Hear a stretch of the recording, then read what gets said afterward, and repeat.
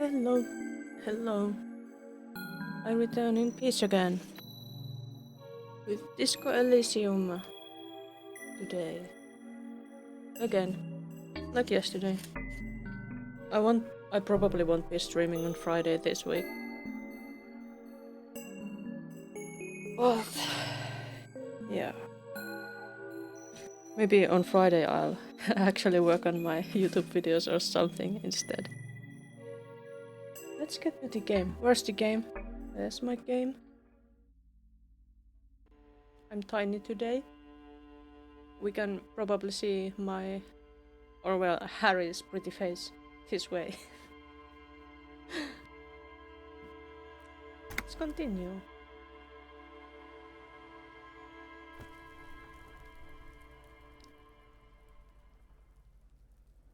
What just happened with the money? Oh, and oh yeah, we should do this too. I forgot again. Let's do this. Where's my key? Key, please.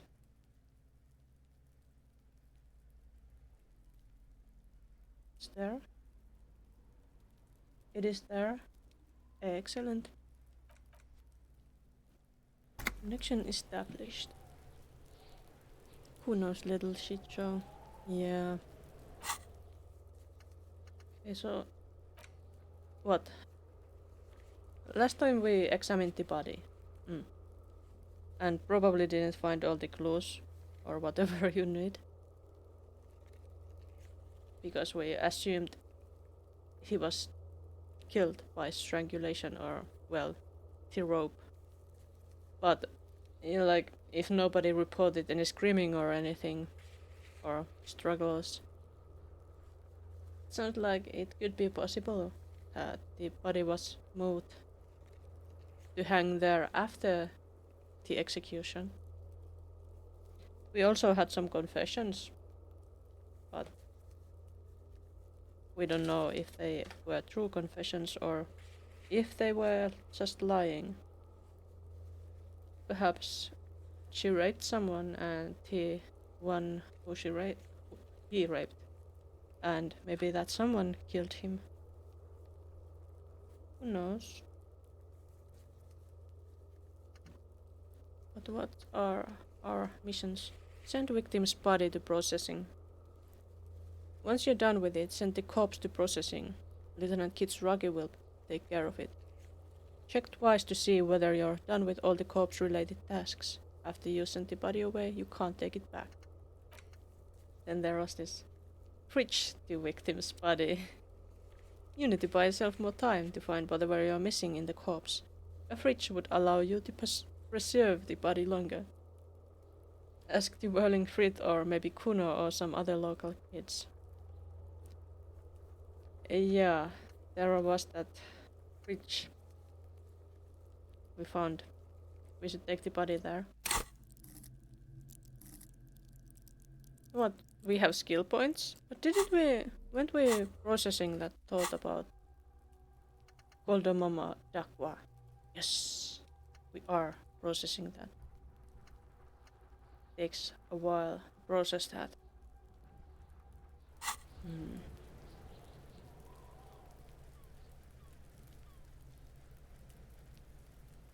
Sup, Kuno? Anything new with you? Fuck does Kuno care? Hero with a gun. Hey, we could try this. Let's try to once more figure him out. Find a way to connect with him. What's going on? Is an ungovernable youth on your crime scene, throwing around incendiary language, trying to push your buttons. Didn't work. Like you don't have enough on your plate. You feel a sudden surge of self-pity coming on. Self-pity. Our pain threshold. It hurts. What are these choices? Hey Kuno, think you can turn the Kuno down for a moment? Let's talk like normal people. Kuno, listen, I know this boundary pushing thing is new to you, but it's old news for us grown-ups. Well, I don't think he would listen to anything. Kuno, you must have seen all kinds of things throwing stones here. Wanna help the Elysium bust the murderer? Kuno, City of Rage, Night City. We asked that last time. You know what to do anymore. I'm just a busted old piece of meat. This case is all I have, and you're not helping. How pitiful.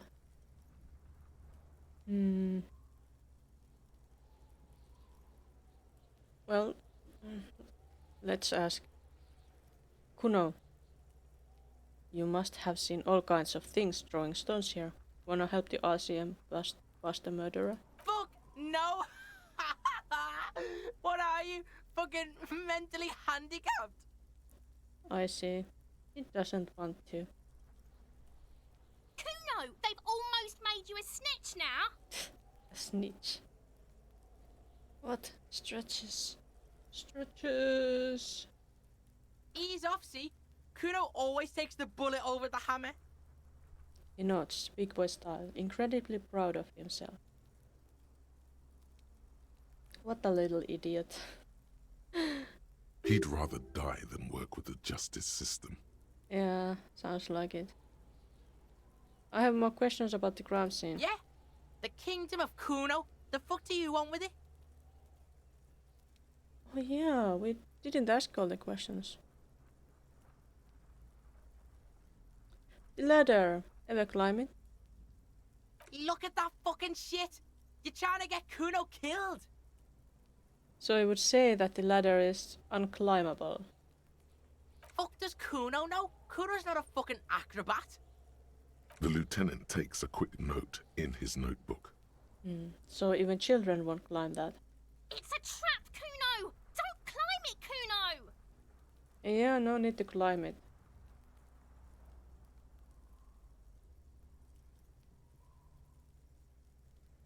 The dead man's clothes were in the trash container. How did they get there? Yeah, Kuno doesn't know shit about that. That shit is beneath Kuno. Beneath Kuno. I need to know. It could be a lead in the investigation. Someone may have tampered with the murder scene. Listen! Kuno doesn't care about this small time shit. Just listen. Kuno saw what you did there, dumpster diving. Sad shit. Kuno could hook you up with some sweet rags. Shit like Kuno's wearing. Your size, good price. 500 real. Kuno's clothes. I don't wanna wear clothes like that.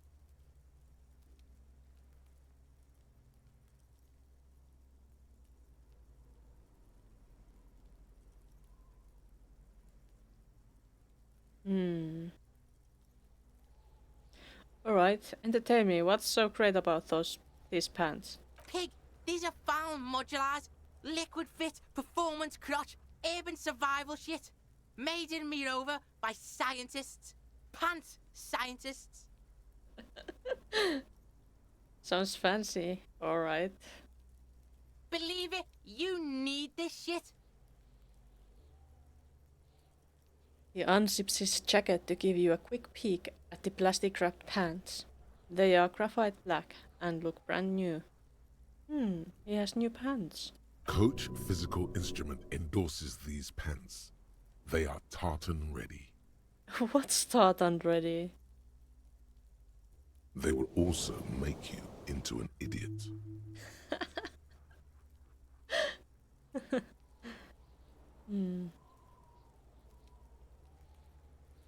Wait, I asked you what happened to his clothes. You must have seen them lying around.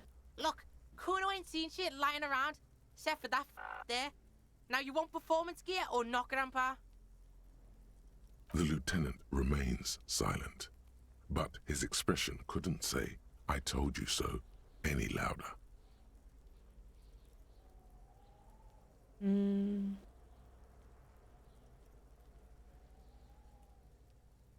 I might be interested in these pants. Let's talk about this later. Alright, Pico. Shit's rolling. Don't do business with the pig, Kuno! He's gonna steal all your money, Kuno! As you can see, Kuno and C don't trust you. Can't do business without trust. There's more to his distrust than being a pig. He feels threatened by something obscure in you.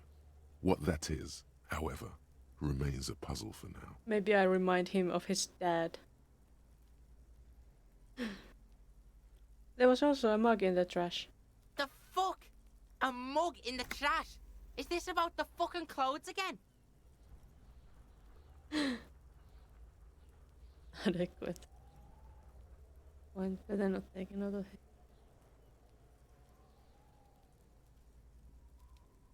Yes, does this racist mug have anything to do with it? Yeah, Kuno sees where this is going. Kuno's got that fast brain. Uh-huh. You saying you picked it after the mug fucker? Cause he's the clothes fucker? Not really, I just wanted to see if he had something to say about this. I can't hear you, Kuno. Speak louder, Kuno. That's exactly what I'm saying, Kuno. Someone has tampered with the crime scene. Cleaned some of it up. Shit, that's tense. Someone's going to the beat-down basement, huh? Mug guy gonna get tied to the radiator. Kuno doesn't know who put that shit in there. And if he did, he wouldn't squeal. But if you find out, maybe you can... Tell the Kuno who it was. He's curious. He likes putting two and two together here. He wants to know who has the mug. Stop turning into a pig, Kuno. They're trying to get you hooked on the snitching. Get away from my Kuno. Oh, is Kuno is jealous? Yeah, get your bacon shit away. Kuno doesn't like to be seen with the popo. Get your shit done and out of Kuno's face. What's in the greenhouse over there? Dunno. Kipta's gardener used to work there. Oh yeah, that fake gardener. Kipt is a pejorative term used to describe people of South Seminese or Areopagite descent. It used to be a common first name among the Areopagites of Ilmara. Not so much anymore.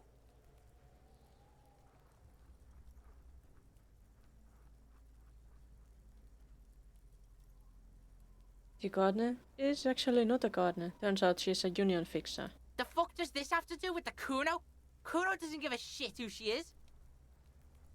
No, there's a stack of eternite back there. That's just some shit roofing gimps left behind. Lazy dinks. There it is. That strange feeling again. As if there was more than meets the eye about that pile of roofing material.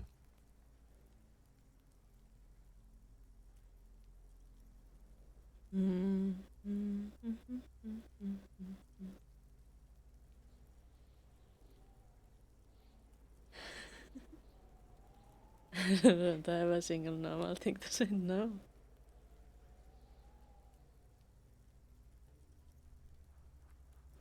So you say, but I saw past the whale. The fucking well! The fuck are you talking about? Ask me a normal question, pig! They're trying to make you feel stupid, Kuno. You glance again at the roofing material in front of the shack. Yes, you should go back there. I should go back there. I might have questions later. For now, let's talk about something else. Yeah, whatever. Kuno doesn't give a shit. I want to discuss the body with you again. The fuck about it? There are contusions all over his body. Did you do that? Fuck are you talking about? What is this contusion shit? He grabs his head like it's suddenly hurting. He says you're stupid, Kuno. They want to make you stupid again.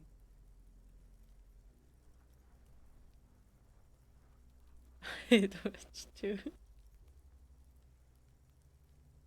Contusion is a bruise. I'm talking about the marks or stones left on the corpse. Oh, did Kuno make your shit sniffing harder? Obstruction of shit sniffing? This is Kuno's kingdom. Kuno fucking rules here. Ugh. Where's the rest of his armor? Kuno doesn't give a shit about the armor. How come? Kuno's fuck gimp's got one big thing wrong with him. He's a fucking mutant. A mutant? Look at him. Fucking growth hormone shit. He's a giant. The armor's too big for any man. Kuno doesn't give a shit about that freak armor. Kuno threw that shit away. What do you mean you threw it away? Kuno tried to get the helmet on. It was too big. He performs a kick off on the imaginary helmet. Kuno kicked that shit in the sea, rugby style. That shit means nothing to Kuno. You threw it in the sea. Yeah, that shit means nothing to Kuno. Kuno doesn't give a shit about material shit. Kuno's a fucking monk. You wanna fuck on someone about that armor? Go fuck the mustached union fuck. The jolly troubadour shit at the gate. What do you mean, troubadour? Yeah, cocking boot. You know that jolly union cow fucker? Came around talking about cows or some shit? Came around pretending like he cares about cows? Yes, you met him at the gates. The one with the boots and the jolly smile. Oh, that one. You mean Manana? Manana? Yeah, he's the one you want to talk to. He's fucking crazy about that armor shit. Coming here pretending like he likes cows. Trying to catch a peep at Kuno's armor. Curious, my liege. Why did Kuno feed you this information? And you're just telling me this out of the kindness of your heart, Kuno. Yeah, Kuno's doing charity today. Kuno Day. Kuno feels sorry for you two loser pigs. Kuno's doing pity now. Still, seems suspicious. He may have it in for that guy. Or you may be paranoid. That is also a possibility, sire. More on this later. Right now, let's talk about something else. You're testing Kuno's patience here. Get lost, Okay, I'm off. Kuno doesn't fucking care.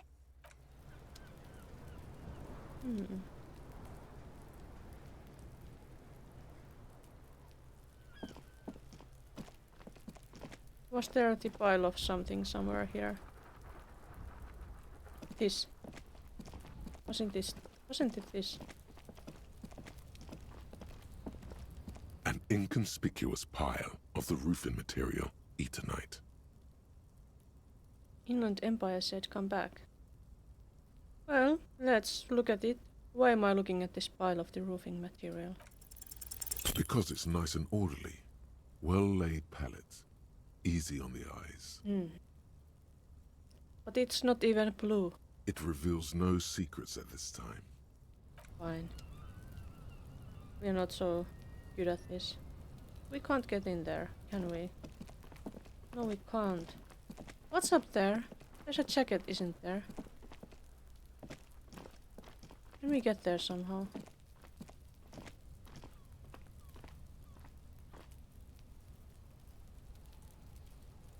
Can't go there and can't go there. How sad. How do we get on the other side of the greenhouse?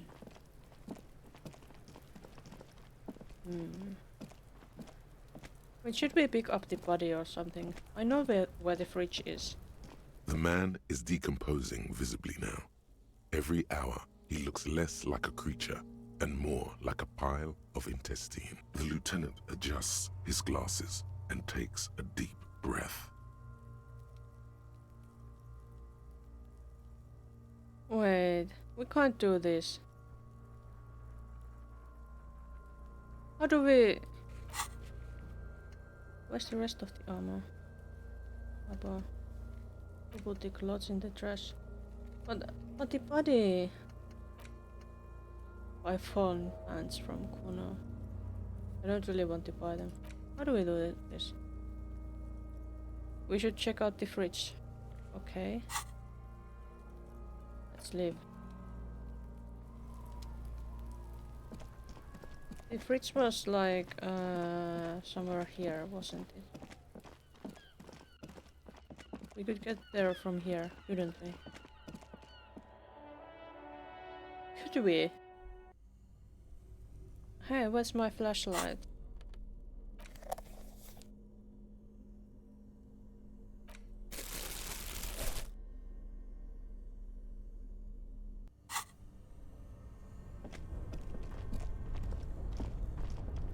Wait, what's this? Only the black cable is plugged into the breaker box, while the red one, somewhere in the dark, a giant electrical mammal stirs to life. Yeah, I think that was the bridge. Can't we take the body here? It's here. The bear's eyes are still glowing red, watching over all the ice cream wrappers hidden inside its belly. So, what do you think of this fridge, Kim? It looks big enough for 2 corpses. It's certainly an eccentric choice, but it is capacious and cold enough, too. But the optics on this are awful, he thinks. We need to be as silent as we can. Okay. Your visual confirms you could fit 2 more bodies in the ice bear fridge. More Shall we bodies. go and get the body then? I'll take the head, you take the feet. The stairs won't be easy, but we'll manage. Okay, let's do this. The body is heavier than you expected and stinkier. It takes half an hour to get it down to the bed, then 10 more hours to stuff it into the fridge. The lieutenant takes a step back to admire your handiwork. Beautiful. A dead body in an ice bear fridge. This is some of the best body's work I've ever done. Such art. Right. You have created an ice bear sarcophagus. Ice bear sarcophagus.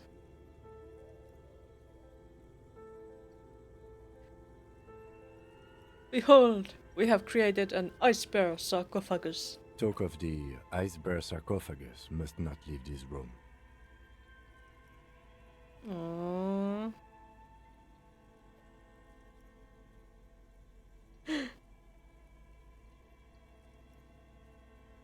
This isn't police work, Kim. This is art. We are artists. And this was our vision. If I were an artist, this would certainly not be my vision. I would be much, much more conservative in my work. Hey, I got the art cop achievement. He's right. His work would be much more formal. Yes, his work would be, but not ours. At least we've stopped the body from decomposing further. Now you can conduct another inspection, under controlled circumstances. Inside the icy realm of the ice bear fridge, the corpse stands slumped, waiting. Tell me something, dead man. Shoot, Looney Rooney. How do you like it in the fridge? I like it a lot, brother. This really is your finest hour. You're a genius. A regular Copperangelo. Copolangelo. Aww. Come back later, Coppo.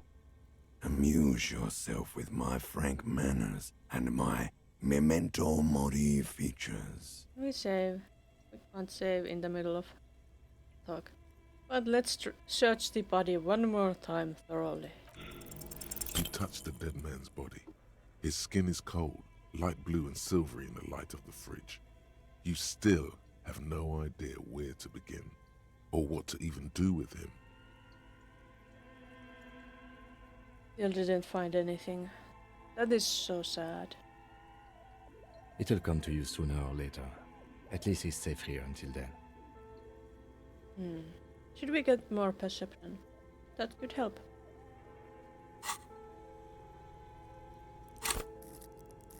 Perception, where is that? Oh, it's in the motorics.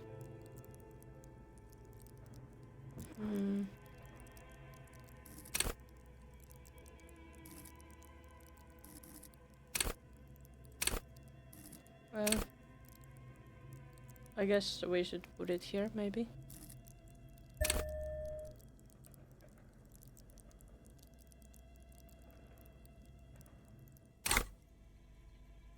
If you think so, officer, I'm not going to object. No, I didn't mean to say that. We're not taking him away.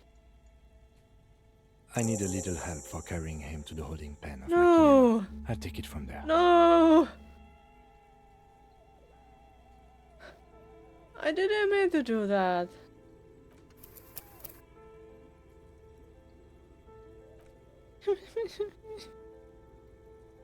No.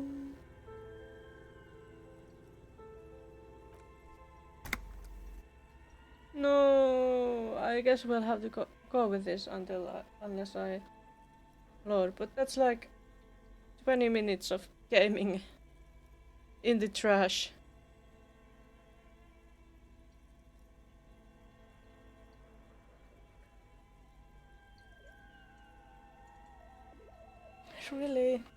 Really, I'm going to load that. I didn't mean to click that. Damn it.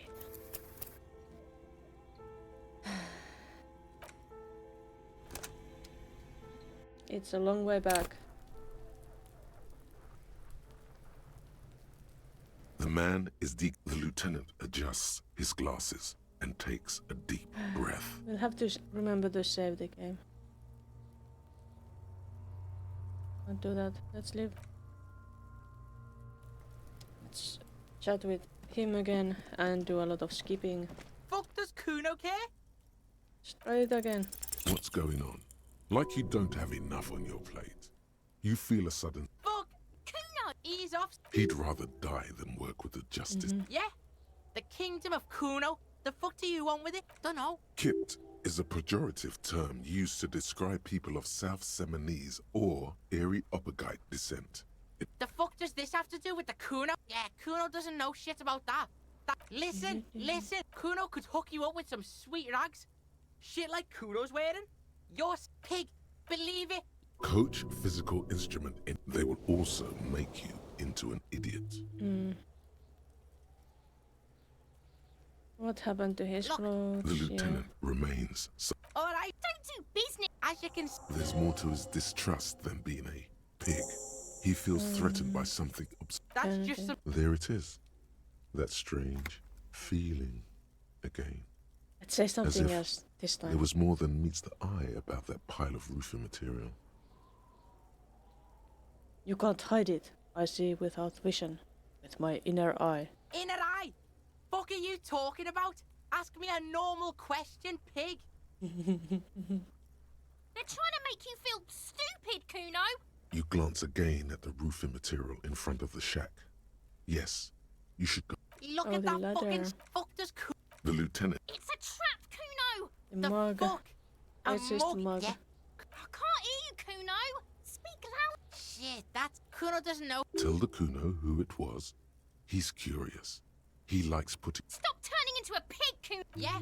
Get your bacon shit away. Kuno doesn't like to be seen with Okay, the... I guess that whatever. was all of- Kuno doesn't... The fuck about it? Kuno The doesn't give a armor. shit about the armor. Kuno's... Look at him. Kuno doesn't give a Kuno try. Kuno kick that shit in the... Yeah? You wanna fuck on someone about that? Yeah? Yes, Yeah? curious, my liege. Yeah? Still, seems suspicious. Fuck you. He says you're stupid. Oh, did Kuno make your shit your test? Get lost. Kuno doesn't... Okay, let's save now.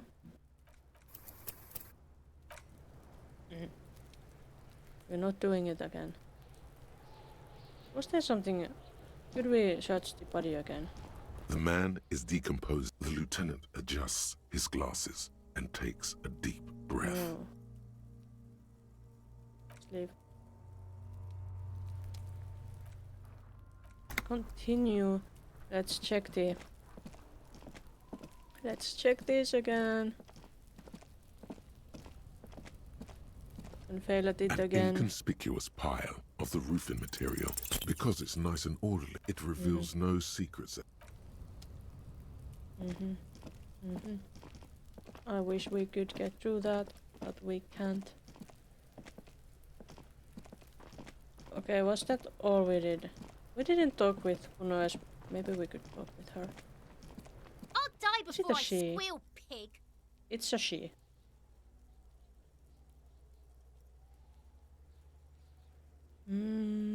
What are those strange words you use, girl? I come from the woods, good Davidu. You don't want to go there with me. You don't want to see what I've seen. Don't be traumatizing here. Get the fuck out of here. Alright, so let's go again. And this time we won't accidentally back the body. We won't do that. So we don't have to do this again. I guess we managed to speedrun that for with just about Only the 5 black minutes. cable is plugged into the breaker box, somewhere in the dark.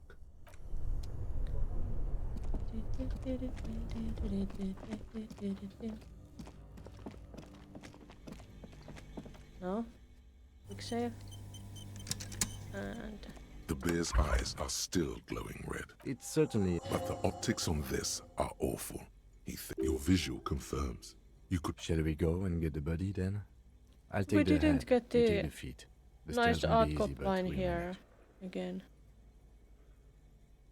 Or, well, we'll get that later, I guess. Let's do this. The body is heavier than you expected and stinkier. It takes half an hour to get the can to the butcher, then 10 more minutes to stuff it into the fridge. The lieutenant takes a step back to admire your handiwork. Is it Beautiful. A dead body in an ice bear fridge. This is. You have created an ice. Talk of the ice bear sarcophagus must not live. It's If I art. were an artist, this would. He's right. At least we've stopped the body from decomposing further. Now you can conduct another inspection under control. Inside the icy realm of the ice bear fridge, the corpse stands slumped, waiting. Well, let's try this. Let's search the body one more time thoroughly. Your arms reach What the- out and your eyes close, as if by their own volition. It's dark all around. You feel cold, slippery flesh, first with your fingertips, then under the palm of your hand. So, the luck is on our side here, it seems. What is this?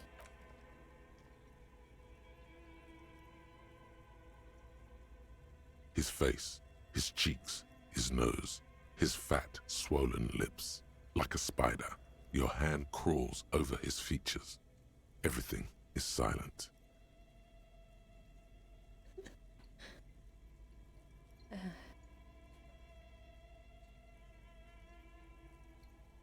Roll up his nostrils.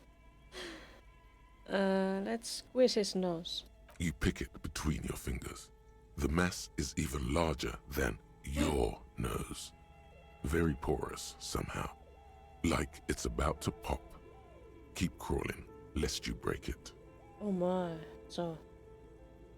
His nose is even bigger than my nose. How can it be? My nose is the biggest of them all. Let's put my fingers in his mouth. I have gloves on, right? The oral cavity is cold and moist. A Ew. ball-like tongue attaches itself to the base of the mouth, lolling around like a scallop. You're on the right track.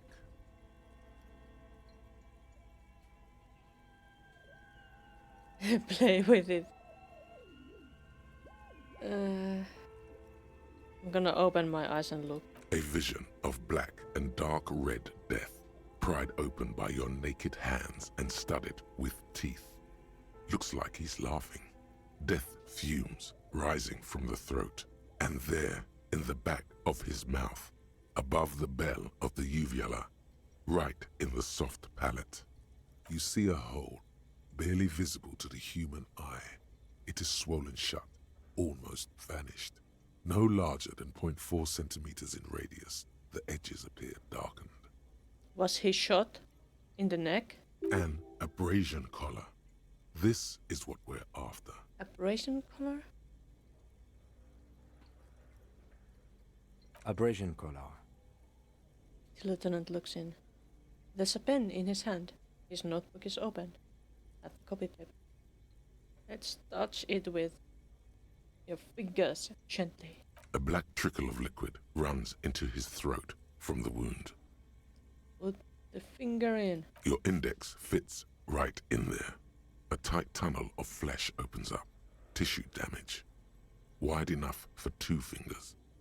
As you push both in, you reach through his mouth, right into his brainstem. Brainstem?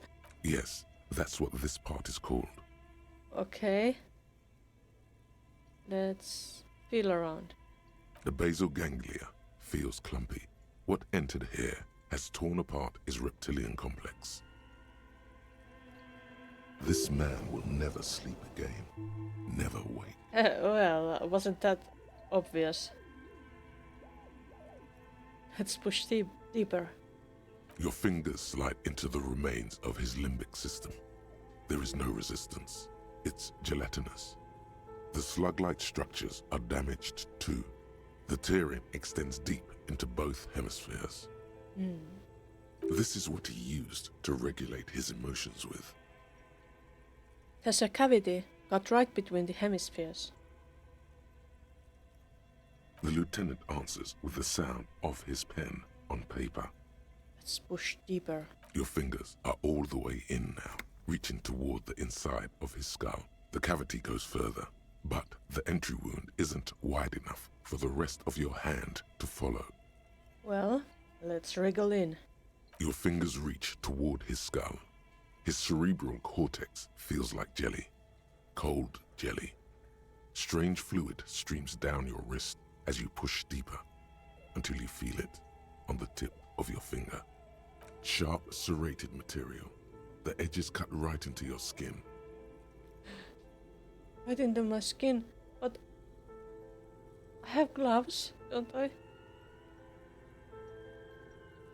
I feel a solid object right under the skull. Can you get to it? Searches his pockets for something. Let's inspect his skull first. There's a tiny crack, a protrusion in the cranium, right in the back of his head. Your finger must be pointing straight at it, from the inside. The object that is in there stops just short of the skull, in the encephalus, knocking this tiny fracture into the cranium. We have the makings of a very small exit wound here. The lieutenant leans closer. Well, we'll have to try this.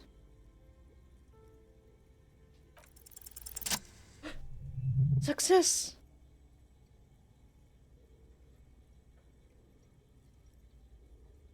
You pick the object between your index and middle finger. It feels sharp, like metal. With your face twisting from pain and concentration, all you need to do is just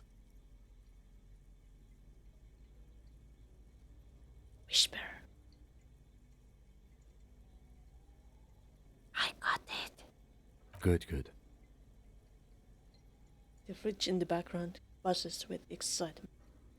Let's slowly pull fingers out. The inside of the head feels cold and smooth, like a glove. Sweat dripping down your brow. Careful not to lose the prize between your fingers. What a prize. With a plop, your hand emerges from the mouth, covered in blood up to the wrist. Between your fingers, a small flower, a blossom made of lead. What could it be? A bullet. The lieutenant puts a small bag marked evidence under it. Let's drop it in. The bullet falls in the bag, leaving a smattering of blood on the plastic. He raises the bag under his eyes and says, Looks like he was dead before he was hanged. Probably. A non-caliber rifle. Some kind of brittle alloy. Fractured on impact. Keep it, lieutenant, as a gift. Maybe not. Can I have it? Of course. You've earned it. I've earned it. The lieutenant drops the bag in your bloody hand. It feels light. We need to add an item to the injury list. Injury number 4. Oval entry wound with an abrasion color. Soft palate, back of mouth. High velocity. Temporary cavity in brain tissue. Small exit wound on the occiput. How does that sound?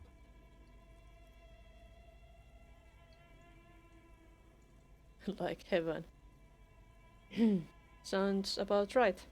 Opinion, fatal injury.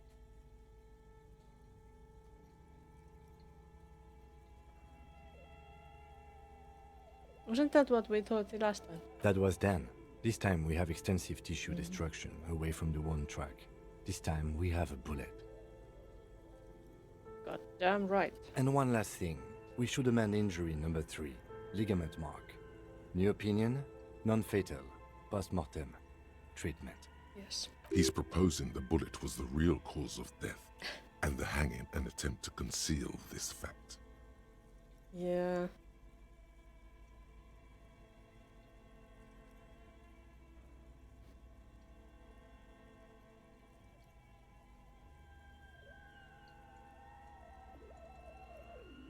The ligament mark, the fractured hyoid bone. It was all treated. Yes, and the belt around his neck. The hanging. Even dragging him to the yard. All of it was done after this man was already dead.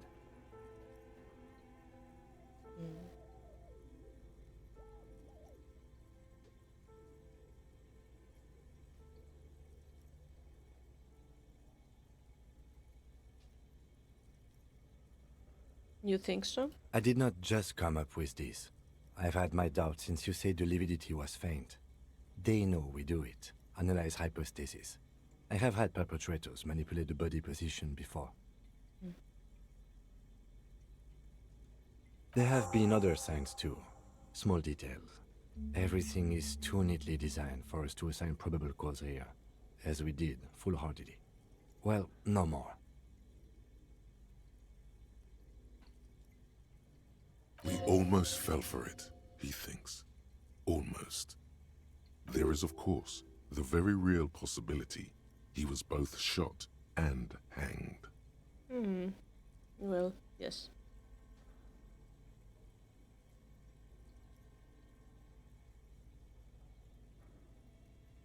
Who would do this? That's for us to find out. But this, it will make finding them just a little easier. Hello, Cherry. As I am not human, I guess you're not talking to me.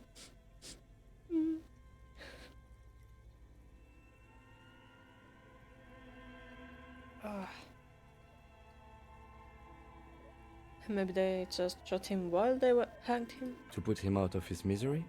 It's possible, but it does not explain all the other dubious things here. Lack of struggle, primarily. I may be intellectually sloppy, but I prefer one theory at a time. And this just smacks of treatment to me. You are a human behind that. How did you know?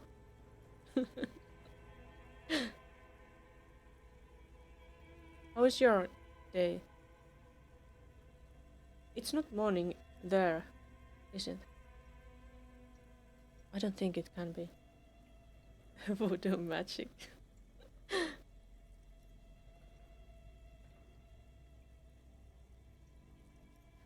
Why would anyone do this? Is it because this fellow was a rapist? To hide something. The real killer? The real motivation? What really happened here? It's evening. Has it been a good day? I hope it has. It has been an alright day for me, because I slept better than I did the night before. I think I need to wash myself. Oh, you really do. I am glad to hear you say that. Your room in the Whirling in Rags should come with a bathroom. Be sure to make use of it in the evening. In the evening? Maybe the bullet holds more answers. Yes, we should take a closer look at it. I am certain it has more to tell us. Wait, can we twist our own head after making our own voodoo?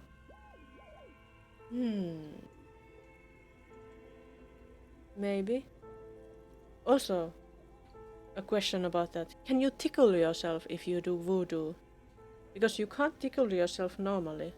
But if you did it to a voodoo doll, would that work? If voodoo worked. What happens next? We bag the corpse and carry him to the holding pen of my kinema. I can transport him to processing myself, but I will be gone for the rest of the day. I can tickle myself. You can?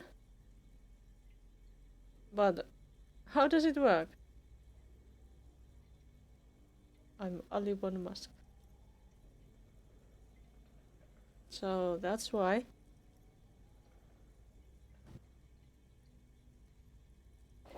I haven't heard about anyone who could tickle themselves.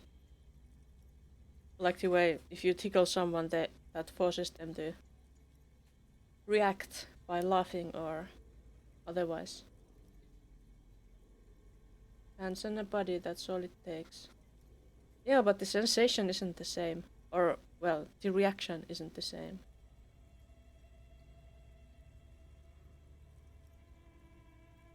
But, Kim, you'll be gone. How can he leave me? What should I do in the meanwhile? Work on the case. Tend to personal matters. Try not to do anything too dangerous. An officer needs backup in a neighborhood like this. I'll leave that choice to you. And one more thing. Great work, detective. He praised me. These men need to get together. After you bag the corpse, Lieutenant Kitsuragi will leave the party until tomorrow morning. You can do side tasks and even the main case, but it might be more difficult. Plan his exit accordingly. Okay. Maybe later in the day. I need his help. I'm a bit... Even though I put so many points in logic, I'm not the best detective still. Tell me something, dead man. Shoot, Looney Rooney. How do you like it in the fridge? I like it a lot, brother. This really is your finest hour. You're a genius. A regular Corporangelo. Alright, that's enough. Come back later, Corpo. Let's close the door. Autosave, how nice. Kim isn't leaving. He shouldn't leave. Why does he sound dirty, or am I just dirty-minded? Because he was very dirty. A corpse. A thick layer of coal dust covers the furnace, coloring it pitch black.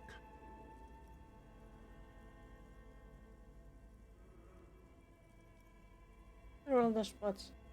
Wait. Moment. I think my overlay isn't working. Why not?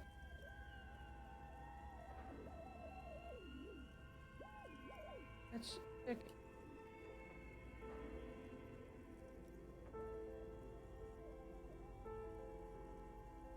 Okay, I hope it will work now. More bots and everything.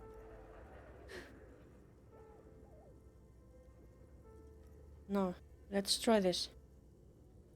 Let's yell hello into the furnace. Something breaks loose in you. A mighty bellow echoes throughout the chimney's depths. The chatter of tiny voices above suddenly cease. Then, What's in the chimney? Hello? You hear a woman's voice answer. you've awakened the entity. The entity.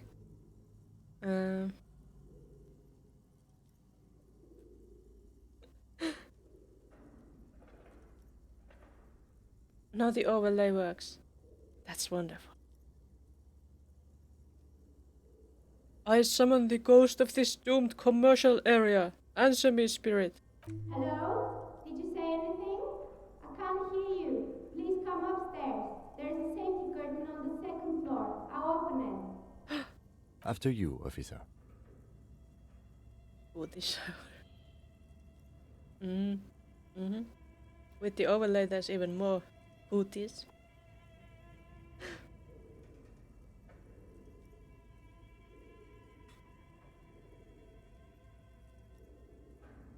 It is magic.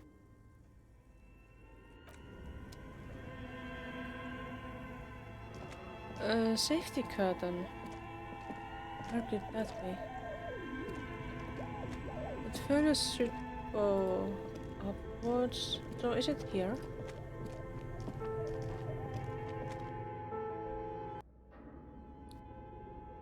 Why can't we see anything? Why not? Why don't I have my flashlight in my hands? Oh, and there was also this that we should interact with. The evidence. The bullet mushroomed out on impact. It now looks more like a fanciful jacket button than something that could pierce skin, flesh and bone. The bullet is safely sealed away in a plastic bag bearing the RCM stamp. Kim has filled out the label on the bag with the item number, case number, and date and location the bullet was found. Beside his orderly handwriting, the bullet looks especially sad, like a tiny, shriveled head of cauliflower. Why does it look like a cauliflower? What do I do with you, bullet? What? The lieutenant steps closer. I said, what do I do with you, bullet? Well, if I was the bullet, which I'm not, Bullet. I would say find the weapon that shot me. Good idea. If we find who owns it, we will have likely found who used it, possibly to kill our victim. Yes, that's very logical of you, Lieutenant. In conclusion, the more we know about this bullet of yours, the better.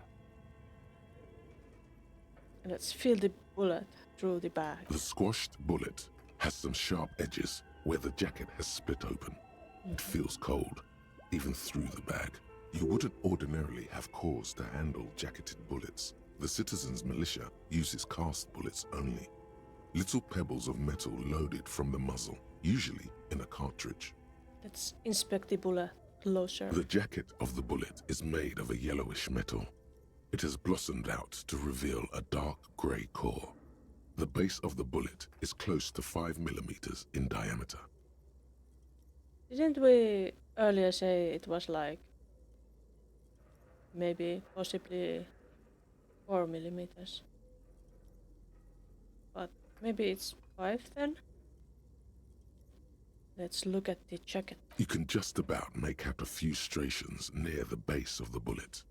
Little hairlines, linear. It feels standard. And the core? It's quite destroyed. Some of the fragments are still lodged in the wound. What can you say about the bullet so far? It's a jacketed bullet, close to 5 millimeters in diameter. A jacketed bullet. Okay. It would have been shot from a military-grade breech-loading rifle, not from a muzzleloader like those typically found on the streets Rifle. of Martinez. So, let's think about it. If I found the bullet inside his head, and it was shot with a rifle, it can't have been shot very close, can it? Because the bullet would have probably broken the skull with its velocity. Right? Highly unusual. The people of Revachol haven't carried breech-loading weapons like this for nearly half a century. Even the RCM uses ordinary unjacketed conical bullets. This is strange. Very strange. I like this, officer. Strange means unique. Unique means incriminating. We need to find the gun that shot it. Yeah. And this fellow isn't who was killed isn't also isn't ordinary. He was wearing such a great armor, and the Union people, they said that he was a mercenary, didn't they? Something tells you that won't be anytime soon. This'll have to be one of those epic tasks that's open for a while. Let's we should try this, I think. It's a white check, so we can retry it even if I fail. Encyclopedia said this came from a breech loader. So let's try to determine what type of weapon shot this. You can't remember what Fair. happened last week. What makes you think you're going to remember arcane firearm models? I sometimes get very lucky. I do. Bullet has nothing more to say. Let's put it away.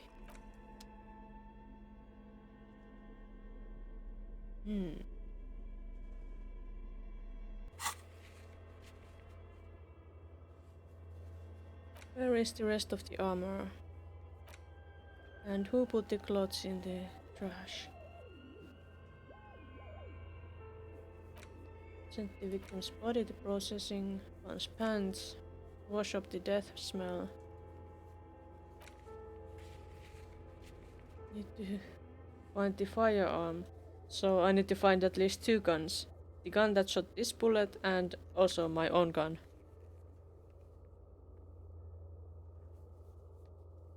Yeah. Oh, we have 3 skill points. We should put something somewhere. I want more of conceptualization. We're going to get the top marks here.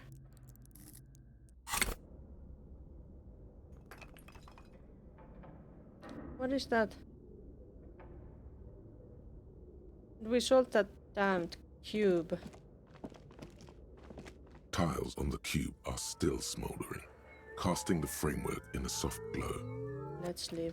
Because we don't have the password, we couldn't even. This old fireplace is covered in lines drawn in blue and red marker, the mesh spreading over the stone like blood vessels on alabaster skin.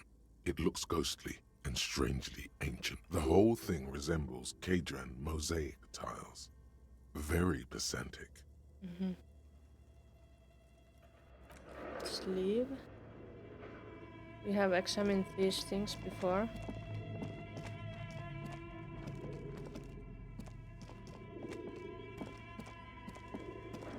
Ah.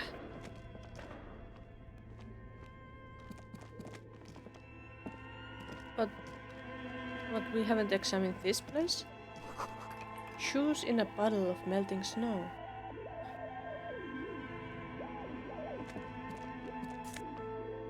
What is this?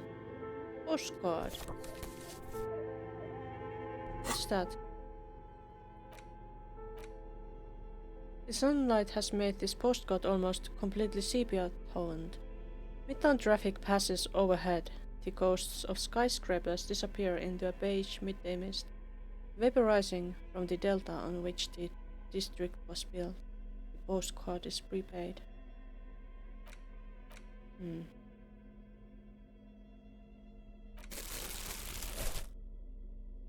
I should have that back because what if we find something we can put in the bag and get some money out of? Up here?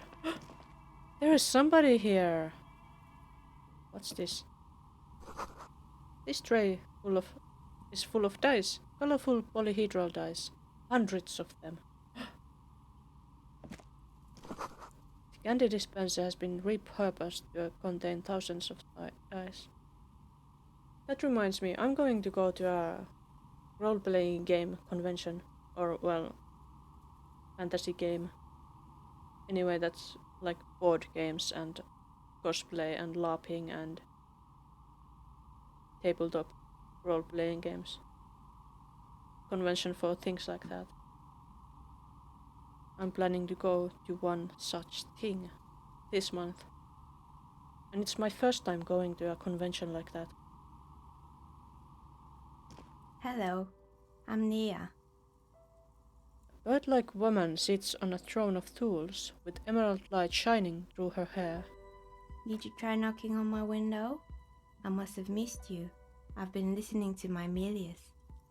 She taps on her headphones. So what kind of die are you looking for?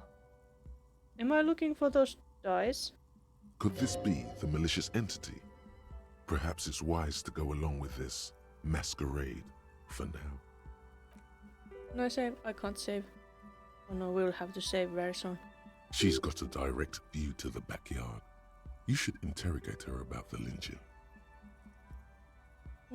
Good idea. Hold on, what do you mean by Milius? Yes, a Milius is like a call-in station. You need a two-way radio to access one. That's why I have these. Did we call her before? Mostly, they just teach you to swear in different languages. But some of the stations can be quite interesting. I was so absorbed, I must have missed you knocking. You must have confused me with someone else. I haven't knocked on your window. Then how did you get inside? By the south entrance? You know what? It doesn't even matter. What matters is that you're finally here. Let's talk dice. Did you have something specific in mind? Why are you asking me about dice? I'm a novelty dice maker. Tell me the name of your role-playing system and I'll make the die you need. That's why you're here, yes? Is she a ghost? Role-playing games? You know the one made by Fortress Accident. Does that count?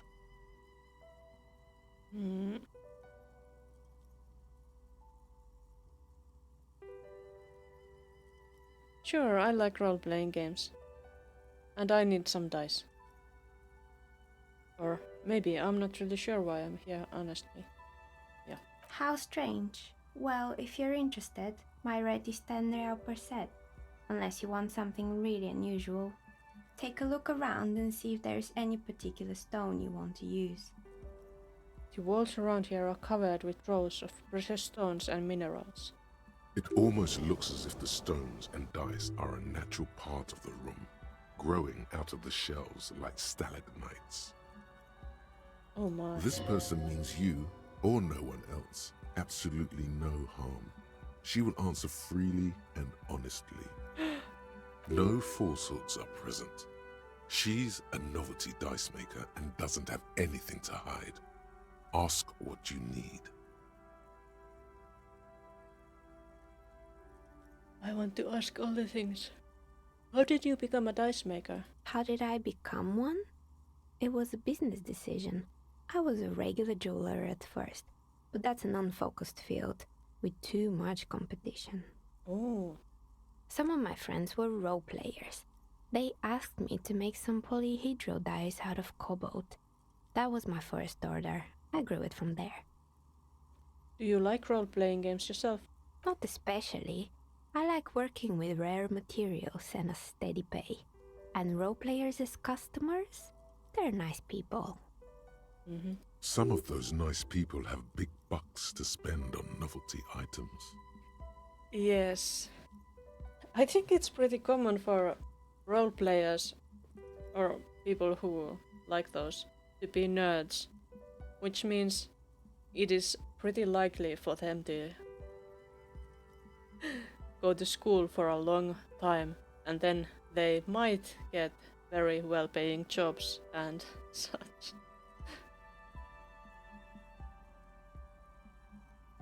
She's thankful for the security they provide her.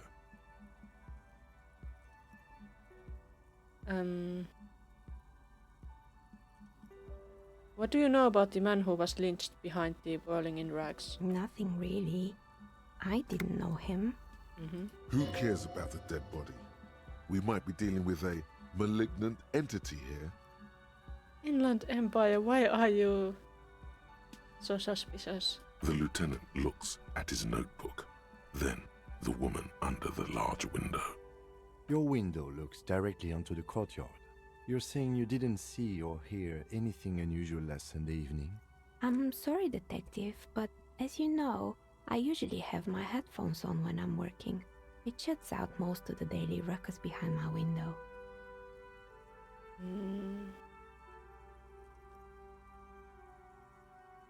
What do you mean by the daily ruckus? Well, there's always something going on in the Whirling's backyard. She stops to try and come up with an example. During daytime, there are usually those kids. And lately, I've been seeing a lot of drunk workers hanging about. Must be because of the strike. She's heard of the murder, but did not see it, sire. But I never saw anyone during that fateful Sunday night, I'm afraid. Do you often work Sunday nights? It's an odd profession, making dice for people. But I like it, and I prefer doing this to sitting at home. And you never took your eyes off the work to look out of the window? I might have, but in this case, all I would have seen is my own reflection staring back from the darkness. So it happened at night? It's light here, but dark in the yard at night. It's really hard to make anything out in the yard when it's dark outside. Besides, I rarely get up to look out the window when I'm in the zone. So... she's basically telling us that it happened at night. the lynching. But how does she know that it happened at night? Has she heard that it happened then?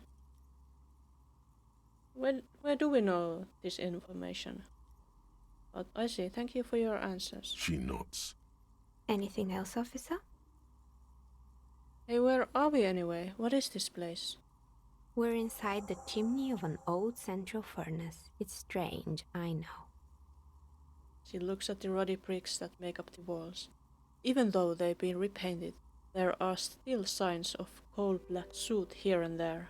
But when I arrived here, all the other rooms were taken, so I had to build myself a makeshift home. Besides, I don't really have to pay any rent here, so that's a plus.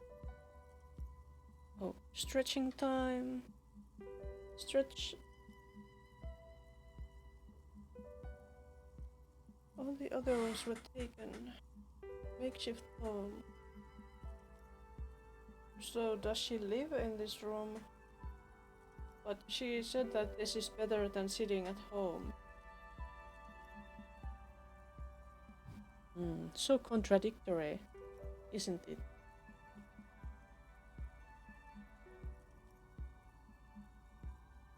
Plaisance was right. There's an entity living in the chimney. You should ask her about the curse. Oh yeah, Creative. that curse. The lieutenant looks around this spacious room, its ceiling fading into shadows above.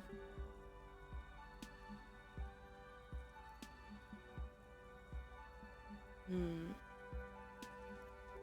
you know what happened to other tenants? Everyone else is gone. More or less. Are you interested in anyone specific? She adjusts the yellow scarf that covers her hair. Oh, quite a lot of them spring to mind.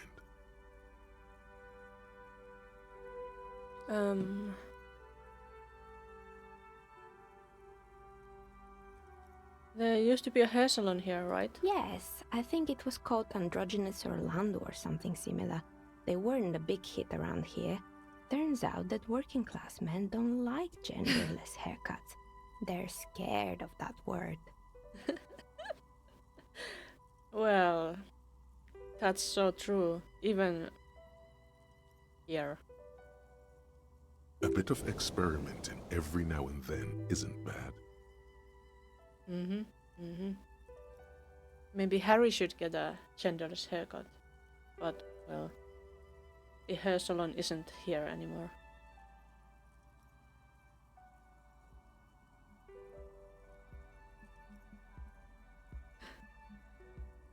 I would never let anyone androgynous touch my hair, not even my left. What's wrong with a bit of experimenting? The customers should have been more open-minded. I guess it just wasn't the time yet. She tucks a strand of hair under her headscarf. What happened to the gym? It wasn't merely a gym, it was Artemitep's boxing club. A community project created to steer at-risk youth away from drugs and crime. Oh. And who was Artemitep? A kind man from Zemsk.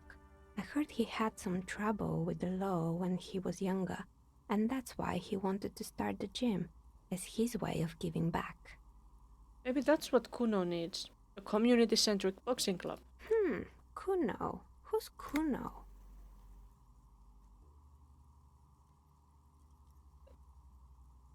He's a little ginger gremlin who likes to defile dead bodies. Oh yes, you mean the kid with the sailor's mouth. Yes, I've heard him yelling profanities in the backyard. She looks out of the window. It's oddly quiet there at the moment. I think it would take more than a gym to help that kid. Well, probably. But a gym would help. Some, I hope.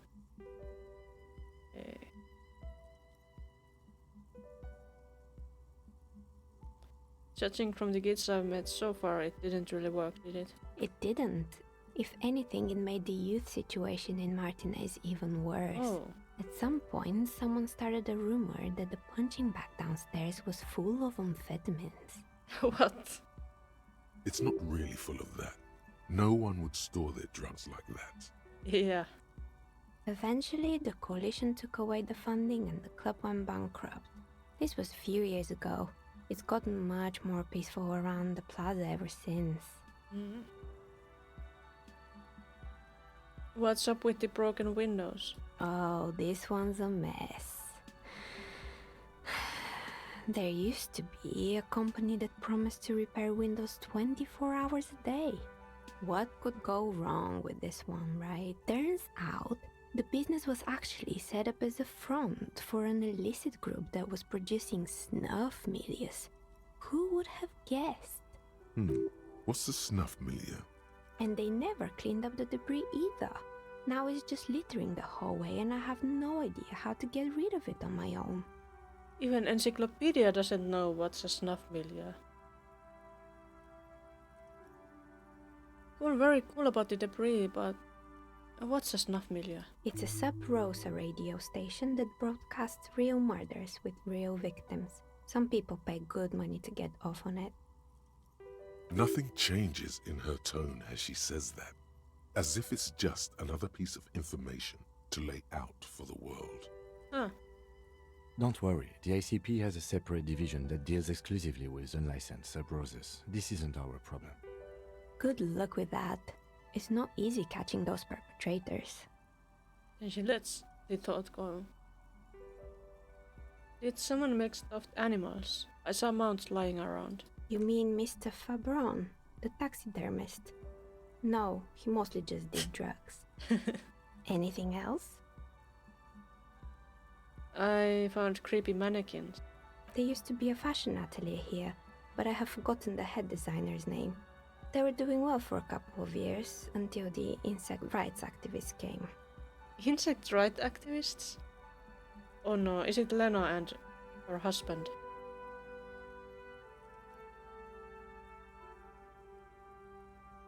I didn't know insects had any rights, or activists. Yeah, the atelier didn't know it either. They produced a certain collection that used chitin among the materials. Apparently chitin is made in the Occident, where it's extracted from beetle wings. So it's pronounced chitin. I've always thought it was pronounced chitin.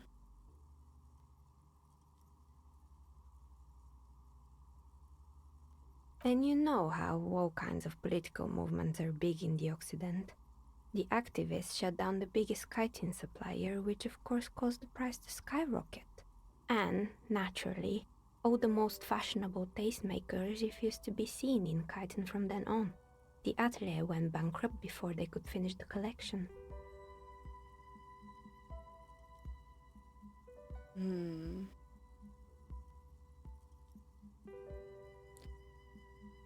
I'm glad someone took care of the little guys. I like insects. Really? Anyway. She looks at the windowsill where a dead fly is lying on its back, legs curled up in a bow tie. Poor guy.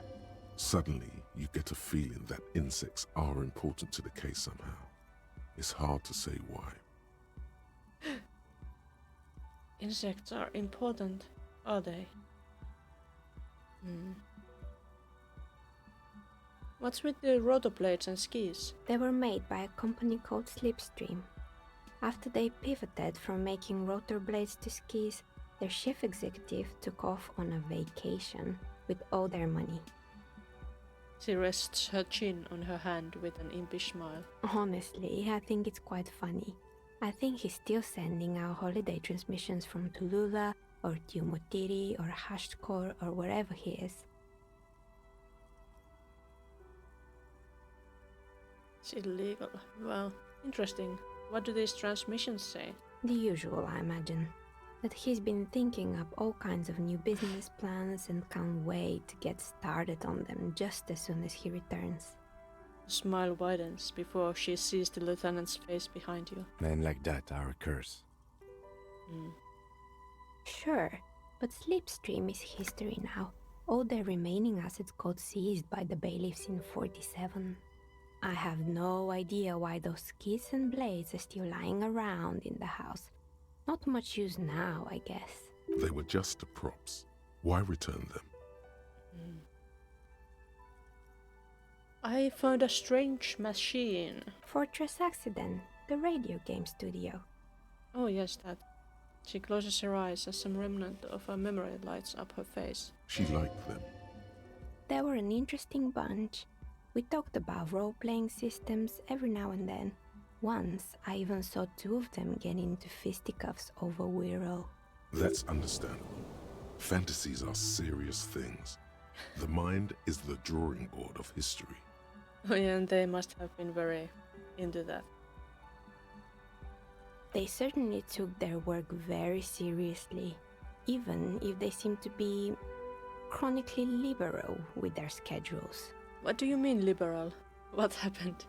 Schedules. Oh, yeah. Those were described. The usual. They ran out of money and couldn't get the project done on time. What went wrong? Well, I did hear them talking at times. She looks at the hallway as if she can still hear them chit-chat behind her curtains on a cigarette break. They seemed to believe they were historical individuals on some grand quest. She sounds almost mocking when she says that.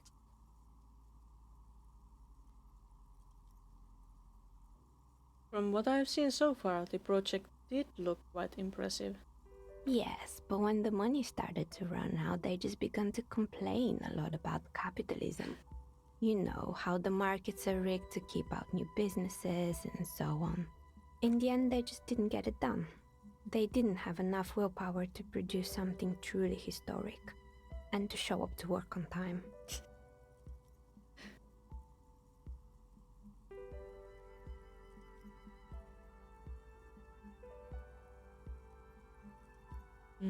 That's too bad. I would have supported them. The project looked great. Not the wisest decision. You would have lost all your savings. Yeah, but role-playing games. You know, I did buy this game too. Well, it might have been on sale, but still. This game is worth it. It has been so far, and that's already a good sign. She tosses a pair of dice on the table. One of them stops near the edge of the metallic desk. The dice is black and filled with little silvery flakes, like snowfall. Anything else? There was a terrifying taxidermied bear in the cellar. Oh boy, the fabled Revoshow ICT. You're in for a treat here. She smiles and leans closer, hands on her knees, like a stand-up comedian ready to tell a story. The place was owned by two guys who had some rather innovative ideas about marketing. The bear was one of them. Now ask me about their other ideas. Indeed, what were the other ideas? Alright, what about the other ideas? There was really just one, and it involved picking out the prettiest girls in the neighborhood and paying them 20 cents per hour to man the booth. Well, that's a pretty good idea, possibly. And by man the booth, I mean slump behind the counter with a face that could maim you if you ever dared to disturb their bored magazine browsing. Oh, in that case that's not very good. Sounds like she really didn't like those girls. Sounds like she really doesn't know how to be a female ally.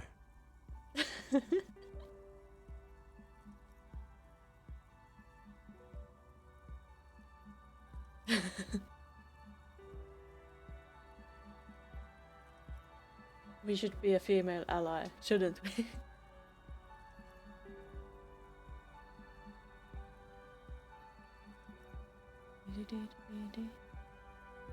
You should learn how to support other women, not bring them down. I'm not talking just about women. There were also men. Miniature gorilla-like boyfriends loitering near the ice cream stand. Miniature gorilla-like boyfriends. And they already had the bear. Hello again, new chills. Should I pronounce that new chills or no chills or some other way?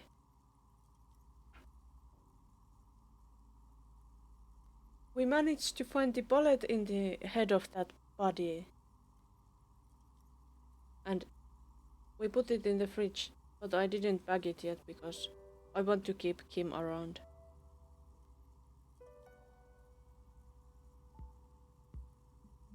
Second one is better.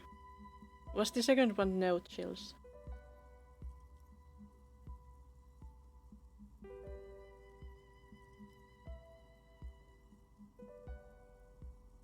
Okay. Good. Hard you.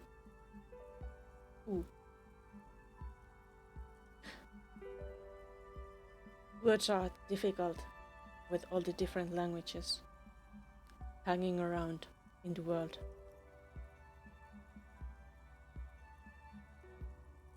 Okay. Closes her eyes as if remembering something painful.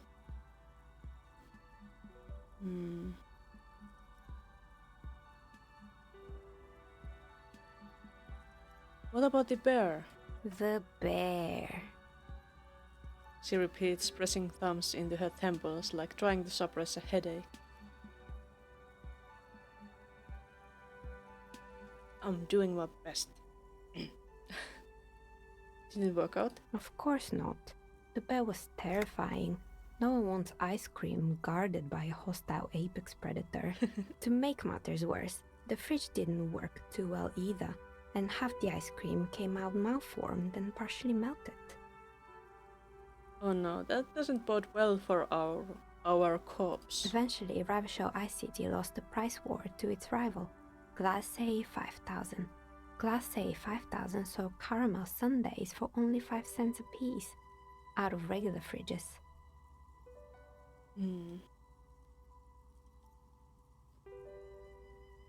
I'm sure the bear was doing its best. Maybe, because the taxidermist who made that bear definitely wasn't. Doing his best, I mean. How come? He said that the bear was his vision beast. He said he met his vision beast while high on desiccants. Called it Megatherian. That must be the taxidermist she was talking about before. Sounds cool.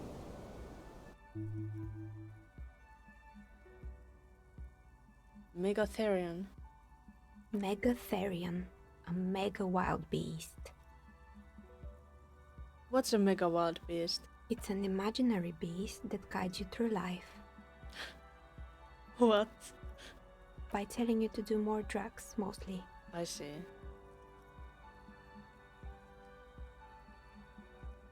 I don't do drugs anymore, or at least I try not to.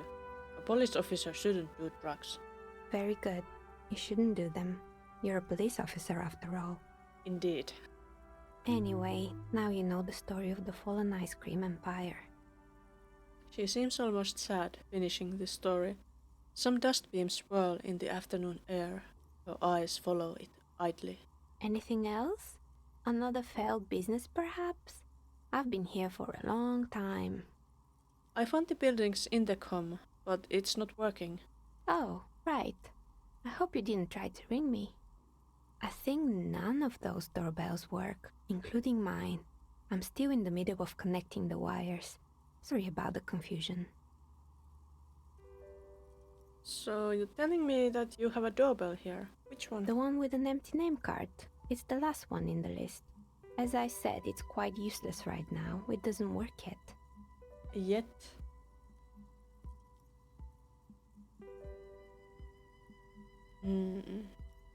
I was wondering about the whirling in drags. Is it part of the same building complex? You could say so. Both houses were built at the same time and under the East Delta Commerce Center project. That explains why you can call the whirling from the intercom, albeit I doubt that anyone responds. If the whirling is part of the same building, then it's part of the doomed commercial area. Oh no. The darkness of this place is there, too. Oh no. The curse.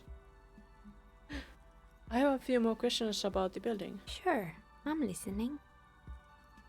I have more questions about the intercom. I'm pretty sure it still doesn't work, but sure, what do you want to know? Sure, okay, so I'm no. listening. Actually, I had other questions. Good. I hope it clarified things a bit. What else? I heard this place is cursed. Did you know that people call it the doomed commercial area? I've heard the stories, but I don't think those stories are true. Hmm. Wait, how do you explain what happened to all those companies then? It's just capitalism. We only hear about tales of success, so it's often surprising to realize how many ventures actually fail. Yeah. I think at least like it seems that most small companies they get wiped out at some point. And that's not great. But let's not talk about politics. Pleasance said that Pleasance is the one who sent me. She's convinced that the place is swarming with malicious energies. Plaisance, the bookshop lady? I've heard that her business is doing rather well. Have the energies spared her somehow? um,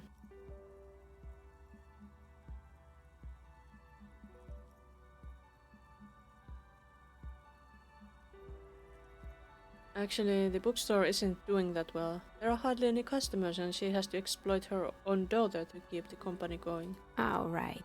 But it's not just the bookstore that's still up and running. What about the whirling in racks?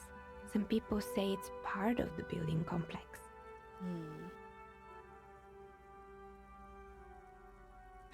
No, the whirling isn't doing well either. Its waitress just took off and customers have trouble paying bills. Customers like myself. And then there is me. She sighs, looking at her messy work table. All kinds of tools lie there scattered, from knives to carving files to wire cutters. I've been here for 14 years, selling novelty dice to role-playing enthusiasts. Not exactly a million-real business idea, yet somehow I've survived despite the talk of malicious energies. Strange, isn't it? Well, not really. Maybe it's just because she's so talented that she's been able to woo the curse.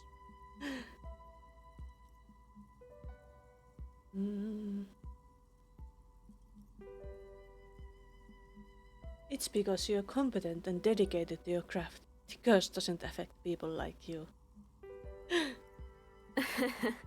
What, so the curse only affects people with poor work ethics? What you're describing isn't a curse, it's capitalism.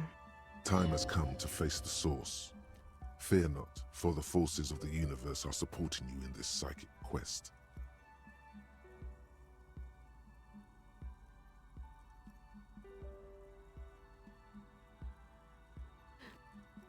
Any opinions?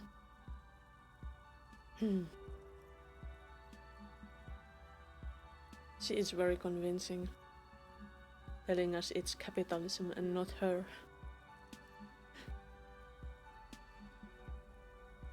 So let's go with that. I'm starting to see there is no curse, only business decisions and natural market fluctuations. Exactly. Truth is always so disappointingly mundane and boring. But I'm glad we got this sorted out. Anything else I can help you with today? That's all she has to say on the subject. She's been thorough and truthful, as far as we can see.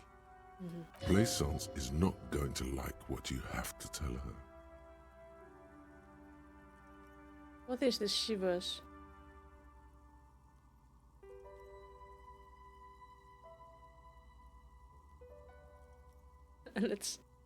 Let's try this. Why hasn't her business failed? You feel nothing. If anything, it's uncomfortably warm in here. Let's start taking off your clothes. You need to connect. Excuse me, what are you doing? The dice maker stares at you while you start to fuss with your pants. Why do I start with pants? Why pants? Why can't I take off my jacket like normal people? Officer!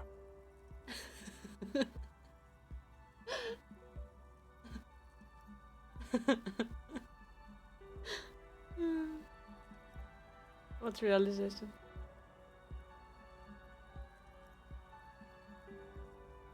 You should see that roll through. Hmm. Yeah.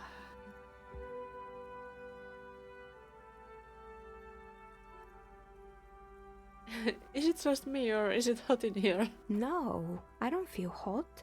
We're in a derelict smokestack. If anything, then it's cold here. I'm trying to lower my body temperature. And why would you do that? The zipper, it's stuck. Oh no, not the zipper. She rolls over to the other end of her table with her chair, looking for something to grab from the toolbox. Oh, she would help me. It's part of this special technique I have. And what technique is that? She squints at you, a little astonished at what she's hearing. You still haven't gotten your zipper open. Why do I want to open the zipper of my pants if I have to take my... Okay, hear me out. Sometimes I get these feelings. Miss, I apologize for my colleague's behavior. He's still recovering from an unusual medical episode. Good thing we have Kim with us. Officer, this isn't how mature adults deal with their feelings. Now you feel something. The cold damp of shame washing over you. No. No. But we're strong. No, not like that. It's like I can feel the wind or, I don't know, the air pressure, and then the air tells me things. The air pressure told you to take your pants off in my studio? Yes. This is not going very well, is it, word-wise?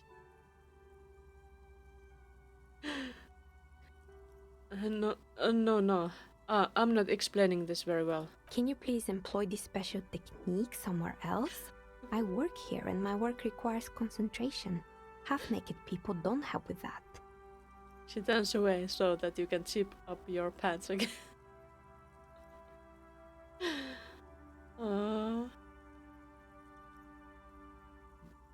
Okay, I'd like to order a die from you.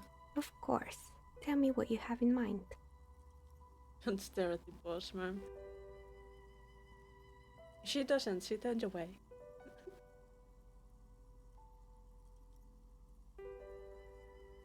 Do you have any cursed dice? What do you mean by cursed? As cursed as this commercial area. Alright, how about I surprise you? Come back in 8 hours with 7 real and I'll give you your cursed die. That's a lot of real. Actually, I need to think about it fast. Maybe you have some other ideas for dice? I'm sorry, I don't actually know what die I want. How about an amber die?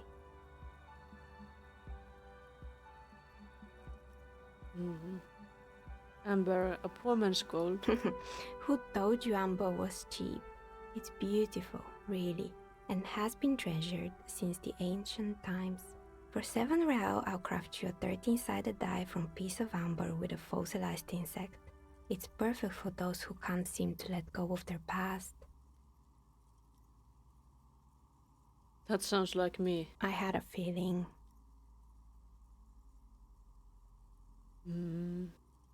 I need to think about it. Maybe you have some other ideas for dice? I'm looking for something to help with my work. I think I have just the right one for you. She opens the top drawer of her work desk and takes something out. 2 polyhedrons, red and blue, are cradled in her palm. Police colors. Because I'm a police officer, right? Not the most original, I know, but sometimes the obvious choice is obvious because it's best. Here, catch. They're a gift from me. A gift. She tosses you the dice. A beautiful woman tossing you a gift. Whatever you do, don't overthink it. Oh no. I'm totally overthinking it. You overthink it.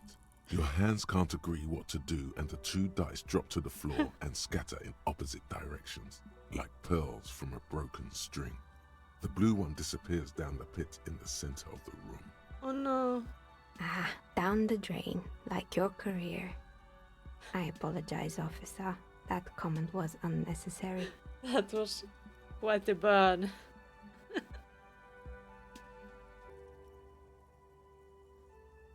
I'll pick up the red die. That one is made of bloodstone with a lapis lazuli inlay. The other one was the inverse. They were a set, you see, but now the set is broken. It's a shame. They might have brought you luck. You definitely need luck in Martinez. Yes, I definitely need that. She closes her desk drawer. Is she pitying you? Good God, she's pitying you. Now, was there anything else? Let's leave. Maybe we could look downstairs if the die is there. But didn't we get the die? This 20-sided die is made of bloodstone and inlaid with lapis lazuli. Its colors resembling a police sirens. Its blue partner is missing. Kinda looks like the fire department arriving on the scene. Got fucked. Shit fingers. Note. Look at the map tab in your journal to see which white checks have opened. What? Some white checks have opened. Where's the map?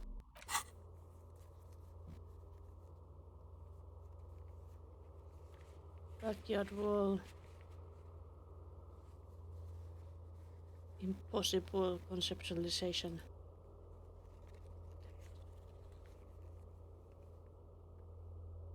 Damage ledger. Is that mine? This guy.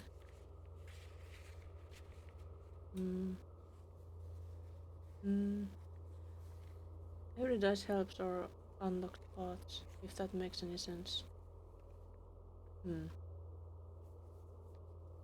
Doesn't really make sense why that would be, but maybe it's the inner logic of the game.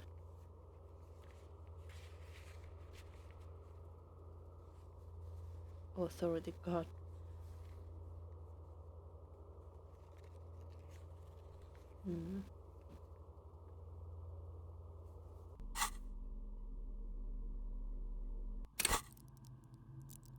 I want to see if there is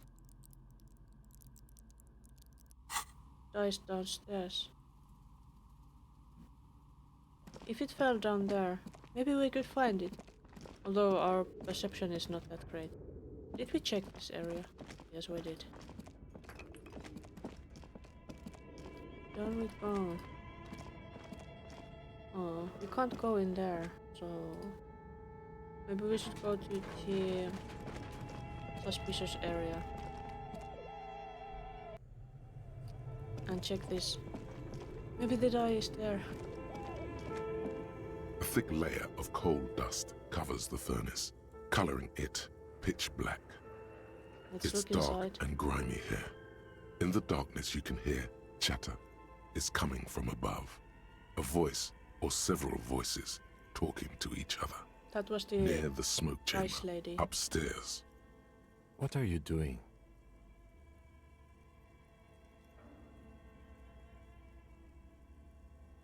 I hear the murderer of the hanged man talk. Wait, really? We should investigate, see if someone's upstairs. Let's leave. We already investigated this. I'm a detective. Well, that's it, maybe. Was there something we could do here? This orange machine is buzzing like an old sub. You slip your fingers under the frozen lid, but if you want to try again, then you need to have the... Equip the pry bar. So we needed to have a better pry bar, I think.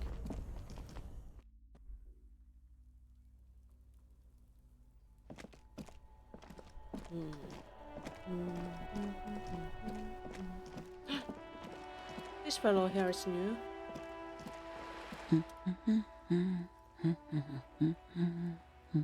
It's a working class woman.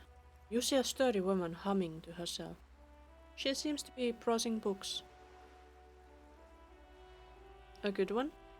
Yes? Hello? She notes, her attention fully focused on reading. Who are you? Me?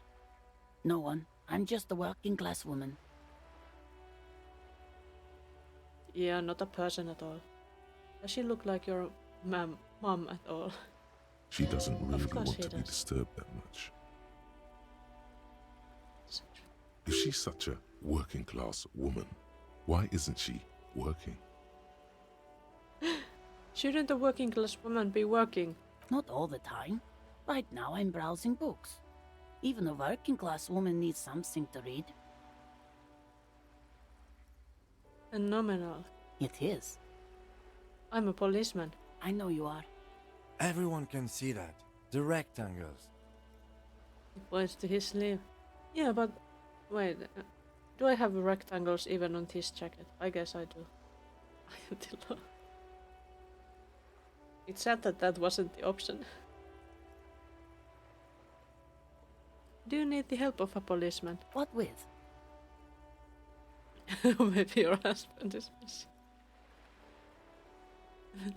My husband? No, he's not.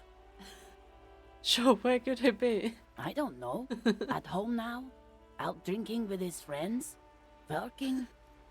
Where is this going, officer?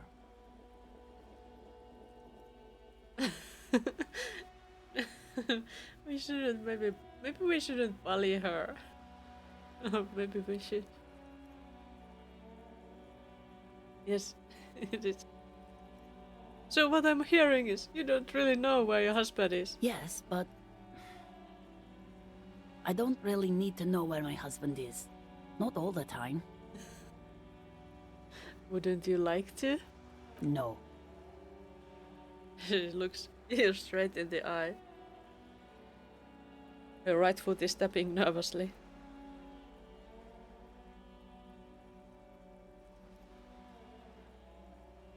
Maybe you're right. Maybe he isn't missing indeed. Of course he's not. It's not like he's a pocket watch. I wouldn't just lose him.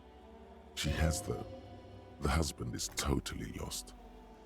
You should tell her that it's okay. Hush, baby, or it's again okay.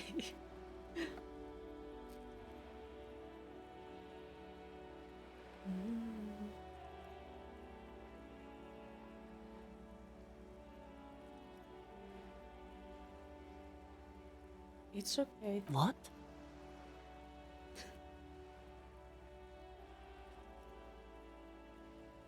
It's alright to not know where your husband is. Nothing shameful in that. Who said anything about shame?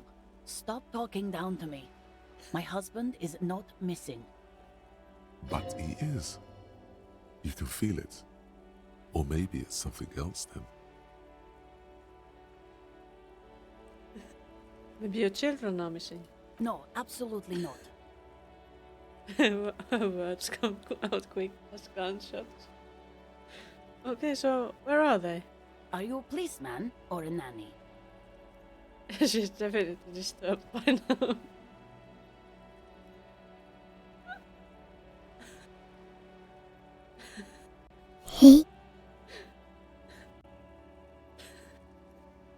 And thanks for the follow. Wow, well, 013. Am I a police officer or a nanny? Maybe I'm a nanny. Or maybe I'm a police officer. I'm pretty sure these days that I'm a police officer. I'm a nanny. Where are they? They are not missing, sir. You know where they are. They're at home, smoking, giving the ladder of vices a chance. can't vote on my phone. Oh, sad.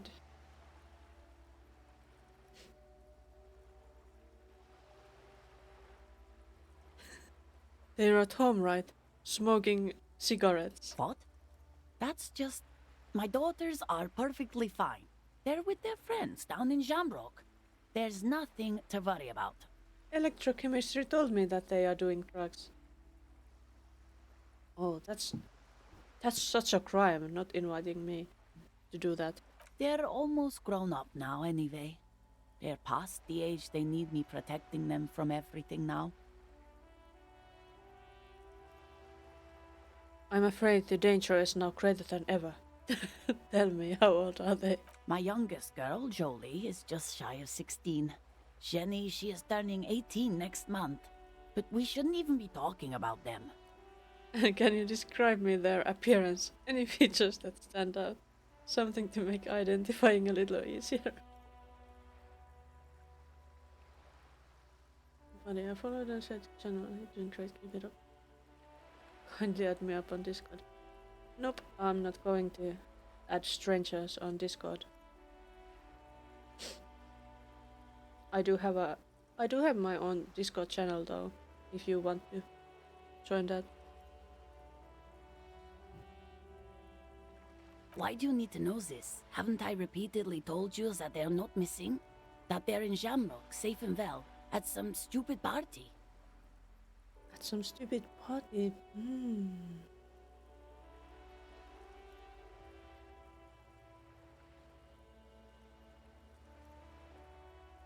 It's for the investigation. I'm trying to be professional. There is no investigation here. I can tell you that. Oh, Isabot? Yeah, that sounds like it. But I'll have to police that later.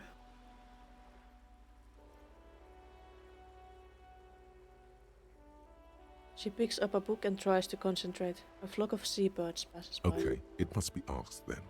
What are you doing here? Why are you pursuing this? Is it a hunch? Let's watch her browse books. Her hands move over the book covers. The tips of her fingers look rough, stained with yellow. It seems like she has spent a lot of time at work, smoking. Another comrade. Years of labor are pressing down on her shoulders. She deserves a hug for all the work she's done for mankind. Should I give her a hug? I really shouldn't, but I want to. You step in and close your arms around this foreign body, wandering astray in touch. There's a small movement beneath your hands as you shut your eyes.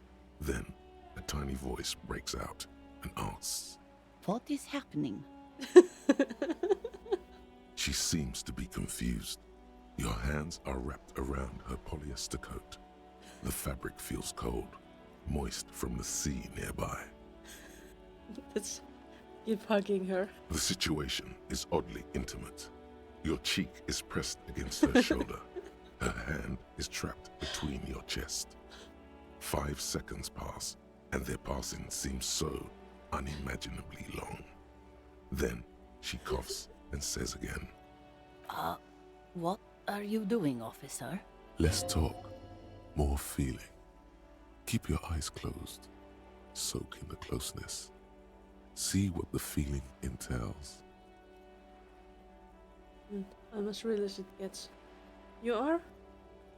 Why are you suggesting something like adding you on Discord then? That's what bots do.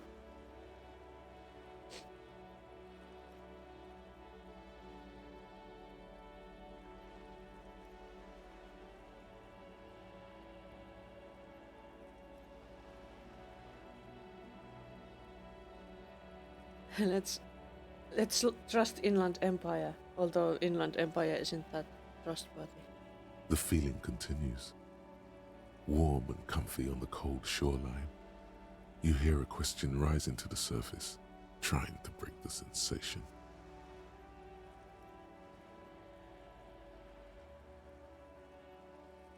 Let's let it fall. So tell me, how does it feel to be close to someone, skin to skin?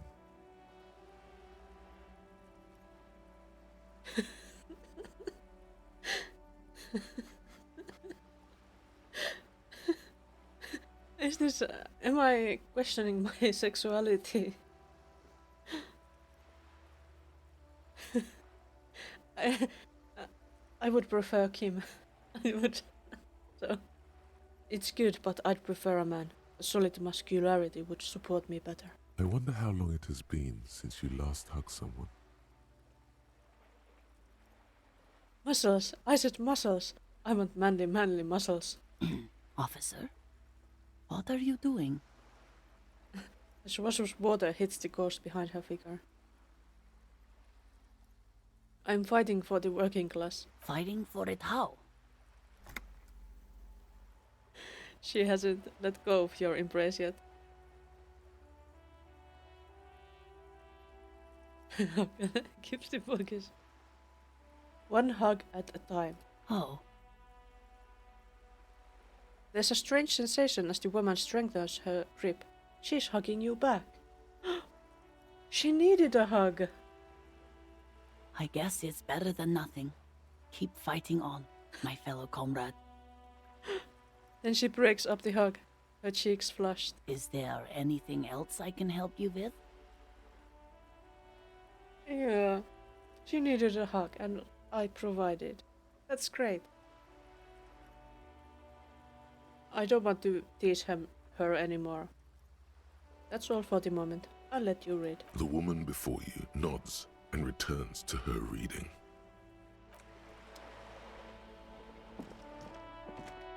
We should tell LaChance that there's no curse. I think you needed the hug more than her. Well, yes, Harry definitely needs a hug. And he would have preferred a muscular hug. But he got a hug and she got a hug. So, all is well. Let's save. Before I muck things up again. What have you found? And also, do buy the books. There may be teachings in them.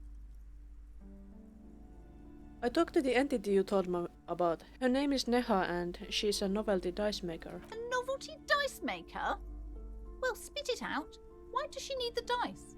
For some kind of sorcery? Sometimes they use the ankle bones of sheep.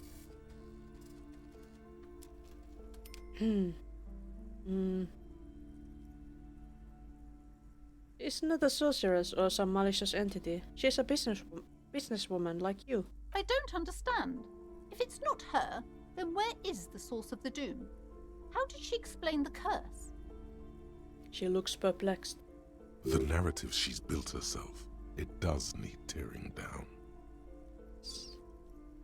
LaChance, you're such an annoying person. LaChance is not very pleasant. Just don't say you don't have any answer yet. The uncertainty is killing her. To hell with it. Perchance you ought to just lie, sire. Too many. That's capitalism. The source the taxidermy. Look at taxidermy.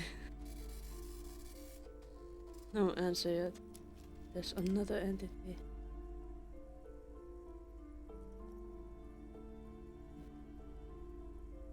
This is like the true answer.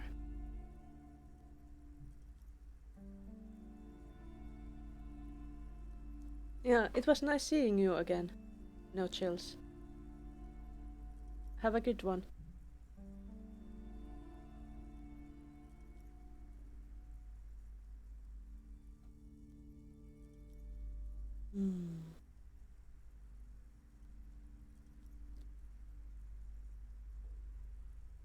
Do I want to tell her the truth or do I want to be a bit more dramatic?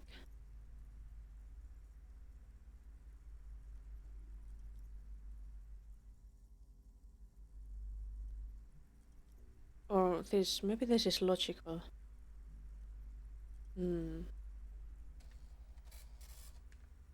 She says there is no curse because there are too many inconsistencies.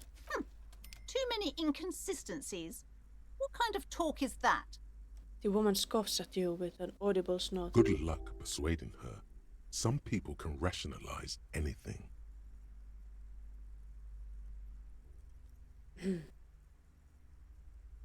As I said, she's a novelty dice maker. Her business has been up and running for a long time now. Yes, because her business consists of the psychic leech that's been feeding the curse. Red blotches appear on her skin. I see that you've fallen for her manipulation, Detective. The investigation is over. I just hope that you haven't made anything worse by going in there. Thank you for nothing. Please, do buy some books, or be on your way. Oh, so I failed. She concludes, tucking the pendant away in her blouse. Wow. Total psychic collapse between you two right now.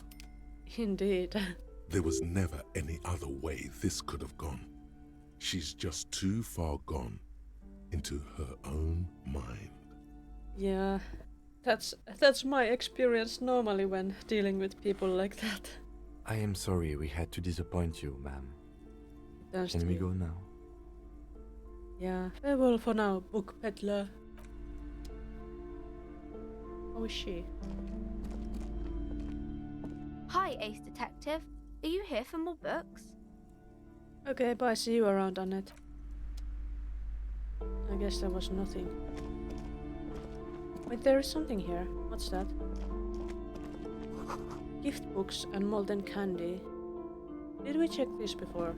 The display rack is brimming with worn paperbacks featuring an extremely muscular, sword-wielding barbarian on the cover. Nearly all the titles contain the word Hyundai somewhere. Stokib, tell me about the Musclemen books. Oh, Man from Hyundai. A very popular series of adventure novels. They're awfully immoral and violent books. Why are they so popular? Blood and violence, scantily clad women, epic narratives, all those mystical things he encounters. They're bound to grab those with little imagination and nothing to do.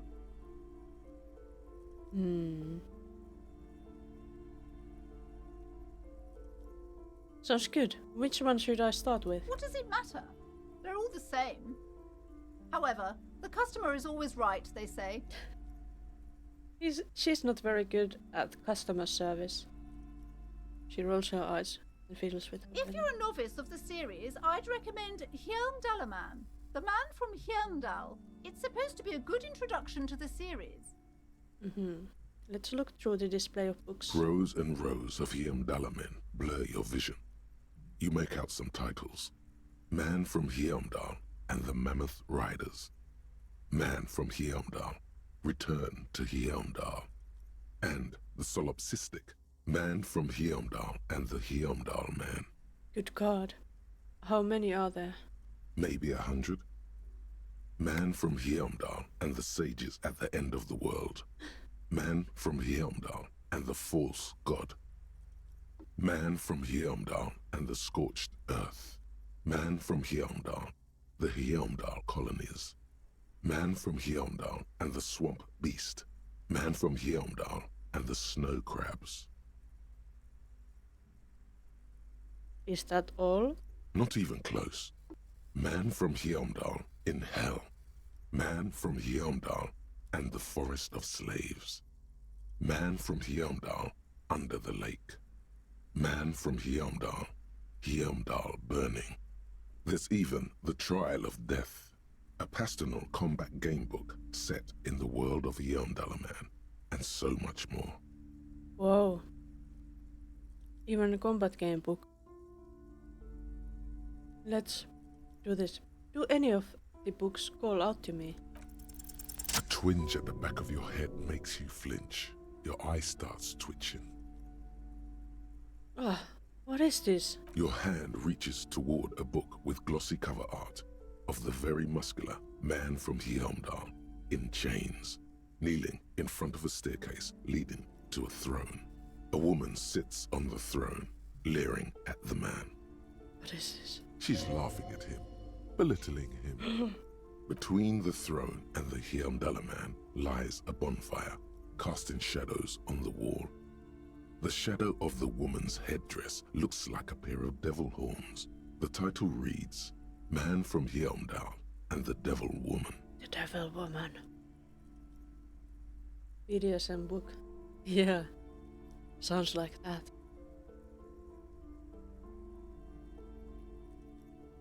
Not all women, devil woman. Still, Gabe, this book is misogynistic. How can you peddle such filth? The entire series is also endearingly racist, if I may add. Oh, sirs, I know. This really isn't representative of our values, but the store has to cater to its customers. The display rack before you is burdened under piles of Man from Hjelmdal novels.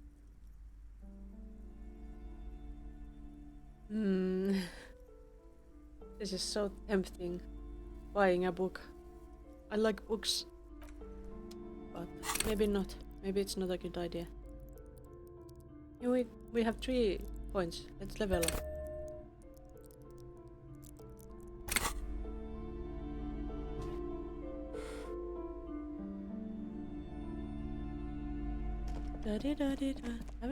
I think we have examined the store properly now. But she still fine selling us books. I had a thought. What was that thought? The book is titled Man from Hjelmdal and the Wildfire. By the way, what was behind the curtain? You didn't see what was behind the curtain. There were some abandoned businesses. A lot of them. And today we finally found one not abandoned business. And it was a lady who was making dice. We even got one dice for ourselves. What's this? The dented yellow mailbox greets you with its graffito and bullet holes in the front. We're not kicking it. What's this?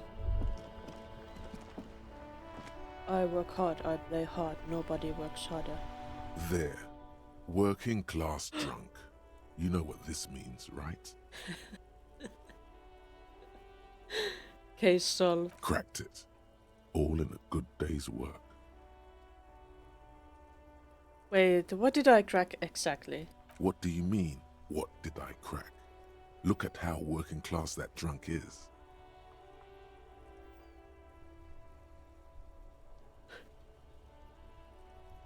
It's her husband, the missing husband. Yes, and you found him. Now go and tell the working class woman. Protect and serve, recruit.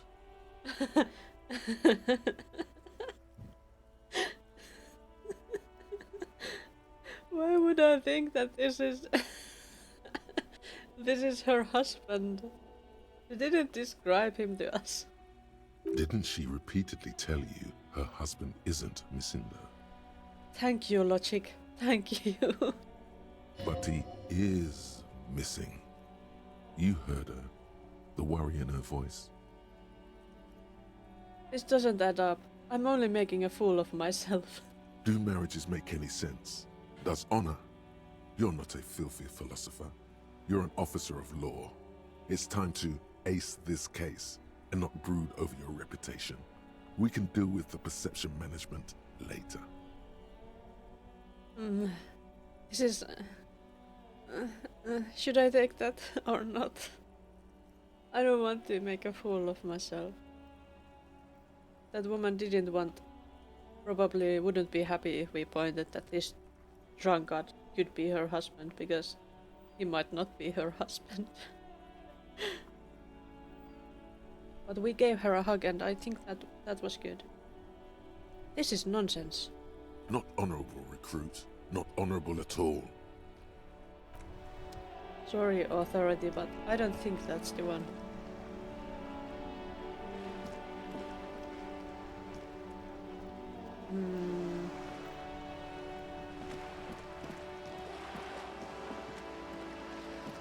We have places to see and things to study. Oh, we don't need to study that.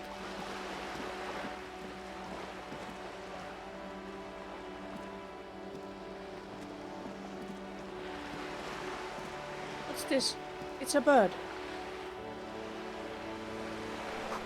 A lonely cormorant surveys the sea, indifferent to your approach. Oh yeah, and there was that missing cryptozoologist. Let me check this. Just an ordinary wall.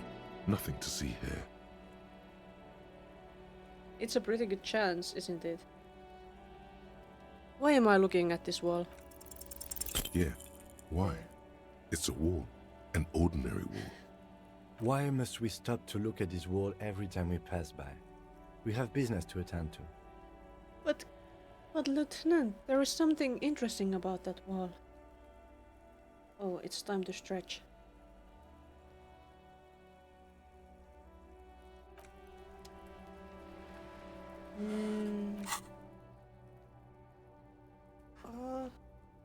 Stretching. How long does this take? That takes.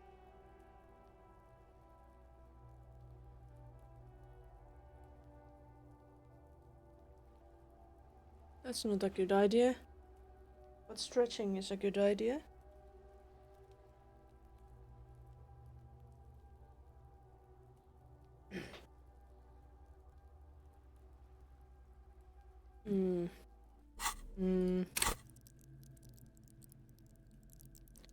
We could get some more. We are at 0 here. That's not good. We could get more conceptualization. Maybe we can paint that wall. Wouldn't that be glorious? We should save the game. And we should put points in here. It's our most important skill. What's this?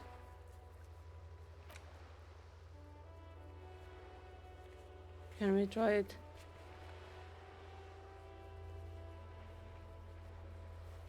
Wall. Just an ordinary wall.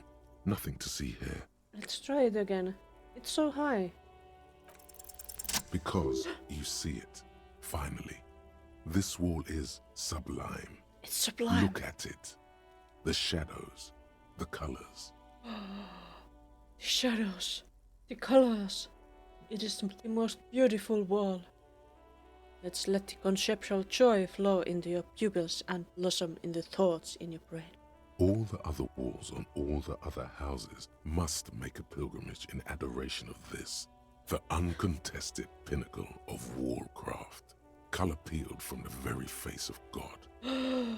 More. O Wall Father.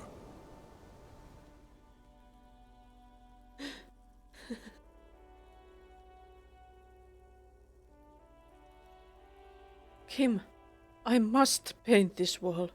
Add even more beauty to it. Huh? He sounds tired of it all.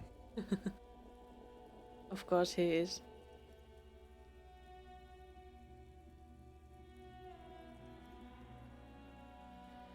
First, I know you're tired, Kim, but take another look at this wall. Draw nourishment from its beauty.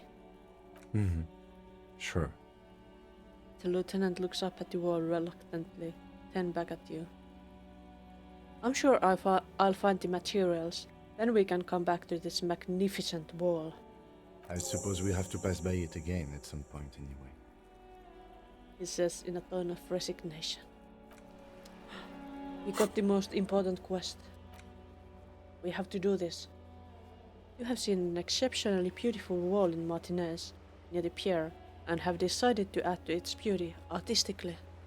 This will take a brush first. Who would have one? Then paint, and then the act itself.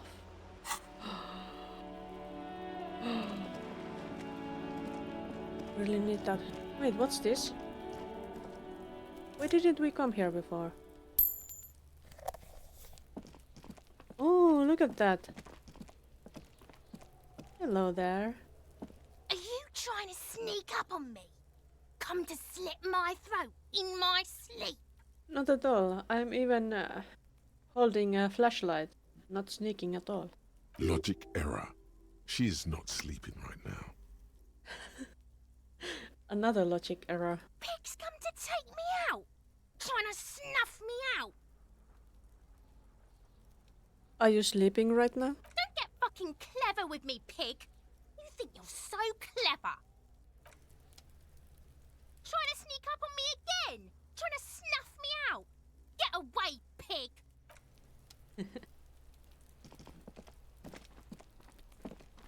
What is this? A garden hose. This won't be of use until the snow melts. Can we get that? No, it's too high up. I can't What get about- involved in this. Balcony with a view to the yard. And the hanging.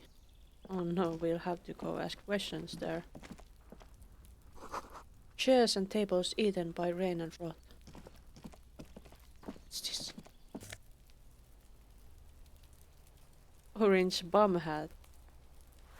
We don't need less rhetoric. We need more. Nosafed.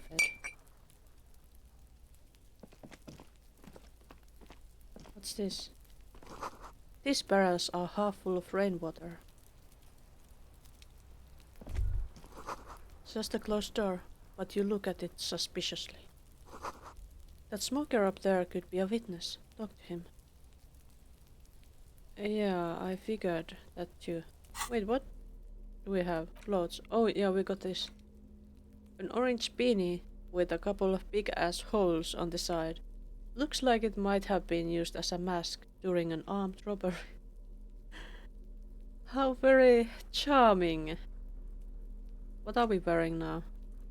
We got extra encyclopedia there. I think that's better for us. There's a door. There must be another way into the building.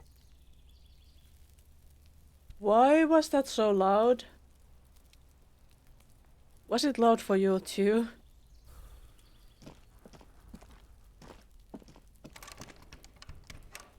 Hey, what's that noise down there? What's that noise down there? I wish I could You come. see a young man on a balcony nursing a cigarette. His eyes have been following you for a while. So it was loud. I don't know why it was so loud. Not looking for any trouble, officer. He says in a quiet voice, despite the cold, his shirt hangs unbuttoned on his frame. Fuck props. Yeah. It's the voice of someone who has something to hide, my liege.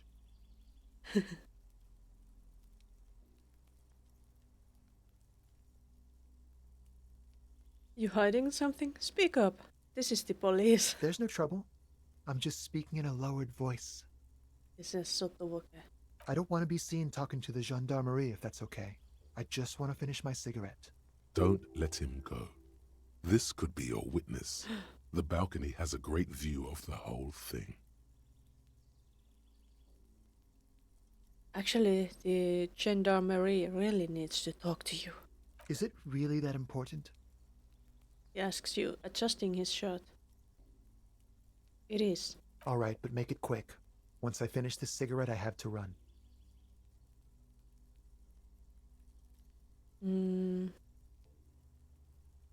Can you tell me your name? My name? My name is Martin Martinez. Yes, very likely. That's definitely not his real name. You're not actually called Martin Martinez, are you? No, of course not. Could you please lower your voice? He scans the courtyard. It's silent like bottom of a well. Every sound captured and reflected back. Looks like you've got a good view on the whirling's backyard. Can you tell me anything about the hanging?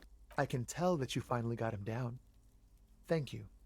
It was quite a disturbing sight, even by Martinez standards. What were you doing last Sunday? Oh, You you already waved, asked me that, didn't you? obviously. Did I? Wait, is someone else investigating the lynching? No, not you. Some more muscular type.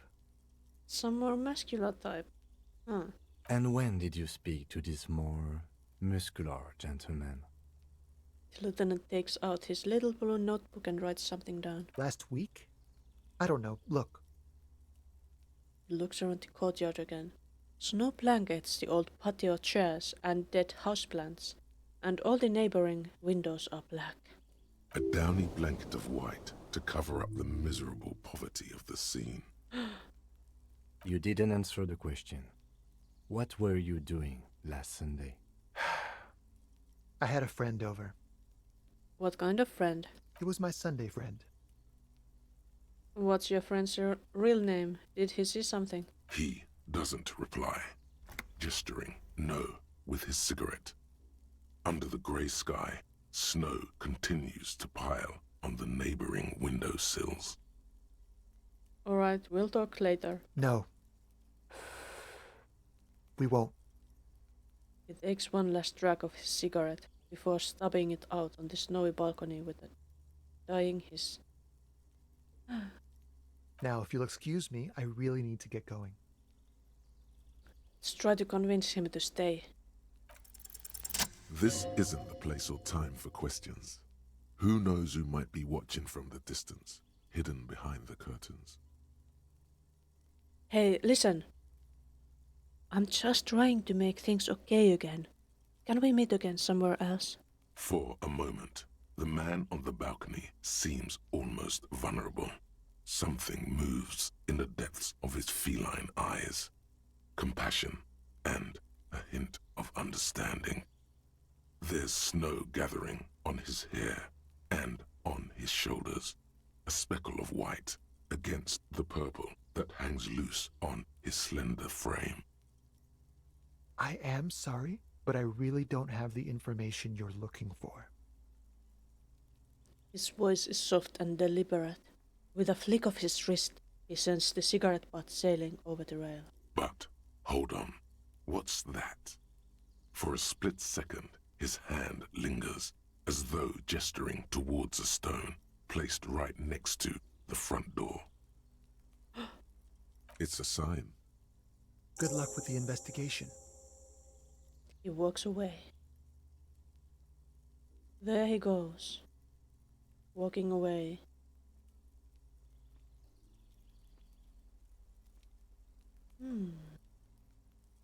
He's gone.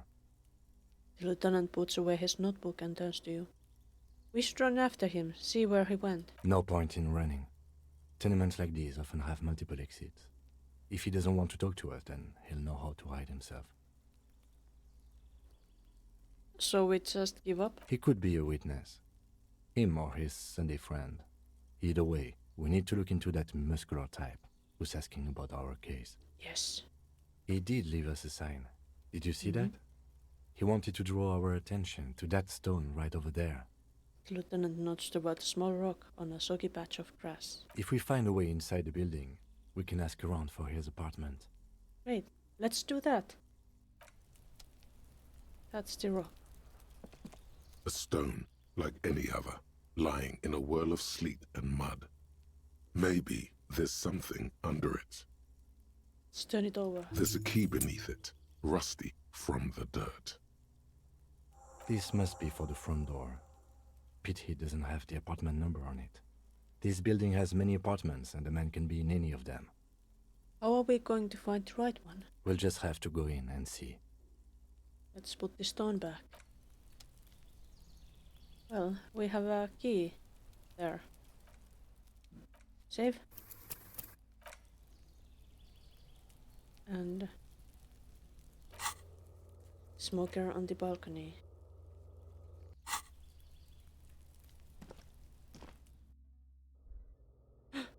We got inside. Amazing. What's this? Eviction notices and missing pets are plastered on top of each other. What's that? Flip up glasses. The auditor. Can we get glasses on?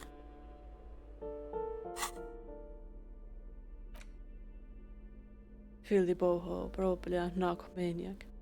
But logic, balancing the books. These flip-up sunglasses were fashionable in the old, but have since lost their popularity.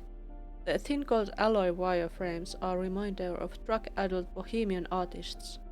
These days the glasses are only favored by organized crime accountants who desire to look cool. Crime nerd glasses. Let's put them on.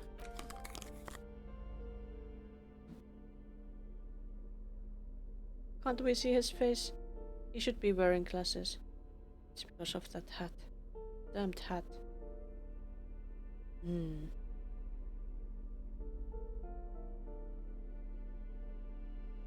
But now we are perfect, finally.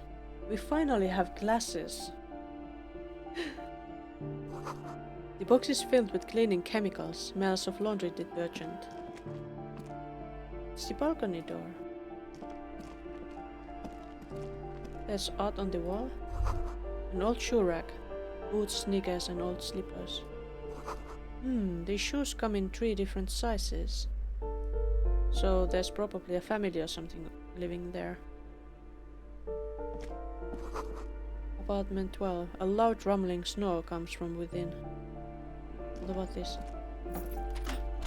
It's not an apartment, it's something else. What's in there? It's a toilet. These shower curtains are covered in some sort of slime. Ew. Money.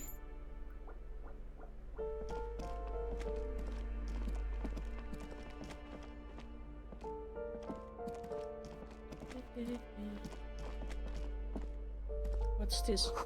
Someone has drawn a 5-pointed star on the wall. Are they Satanists?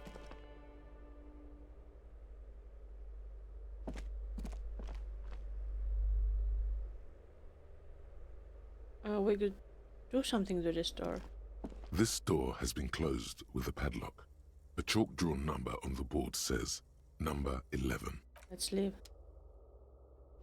Let's not disturb them. What about this? You hear someone walking around inside, rearranging the furniture. The number on the panel says 10. Let's leave. We shall ask them what. Bookie Street postcard. Let's take it. Door is locked. Money. There is a person here. Apartment 8. Their mailbox is overflowing, so nobody's home. What about that? Graffito says, a firing squad for the rich. Nice. And that door is definitely closed. There's a balcony door there too. What's this? Not reads. Foreclosed by Martinez Realty Associates.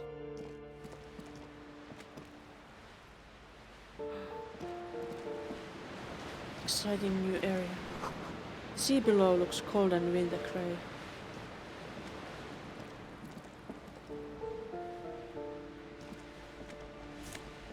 What's this? Nusafed and money. And what's this? An old grocery list on the table and checks. What happened here?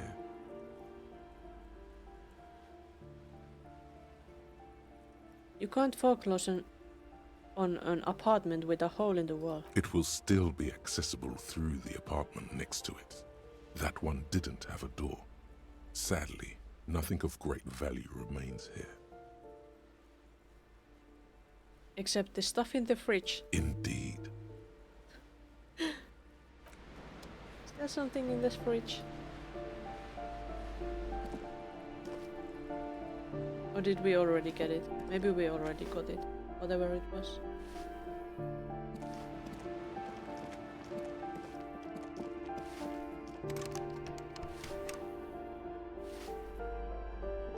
Now let's talk to this person here. Give me a moment. An elderly woman is leaning on her broom. Her knuckles white as bone. She seems to be having difficulty breathing. The cold never does any good for my bronchitis. Oh, she sneezes into a dirty handkerchief. Are you alright? Should I call a doctor? I'm fine. Fine. Don't you worry about me. She starts coughing, red spots appearing on her cheeks. You're still worried. It's very worrying. Now, what do you want from me, policeman? She's the cleaning lady. She knows the floor plan and the residence.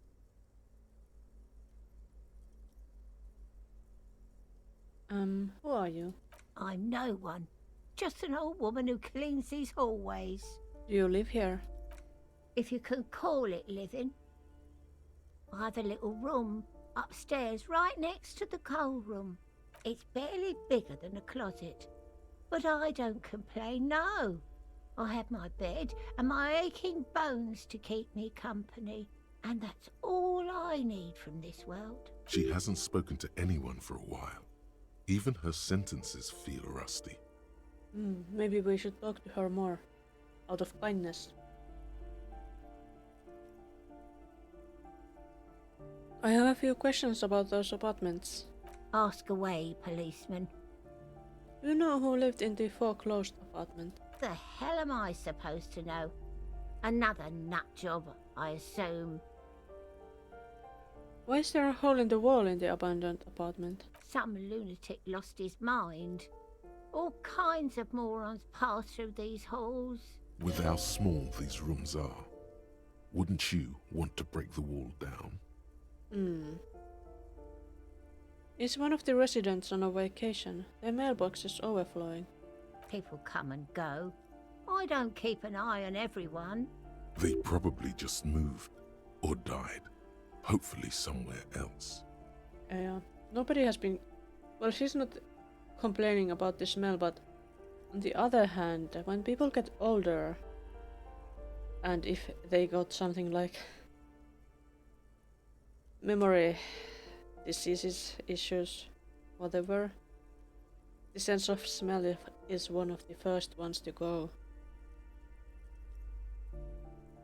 Who lives in apartment 10? No one lives there. It's been empty for months. But I heard someone walking inside. Impossible. I would know if someone had moved in there. She pauses, eyeing the hallway. Maybe it's those countercultural people again. Breaking into a house like it's a public space. You're a policeman. Be good and take a look, will you? Sure, I'll go see what I can find. Great. Young people. They're worse than rats. You know, always littering the hallways with trinkets and empty beer cans. Who lives behind the padlocked door? Oh, that one is a scientist. A future scholar. Suddenly, the old lady's face is beaming. I think he studies astrology at the community college. Education's good. I always tell them to study. I wonder if she has cookies. Cookies. Well, I think she doesn't have time to make cookies because she has to be swiping the floor all day long, every day. She's working hard. She also needs a hug, I think. Yeah, astrology is not something you teach at university. Something to do with all those stars around his door. Stars? He asked me to Yeah. leave his drawings up on the wall. Sounds like an occultist.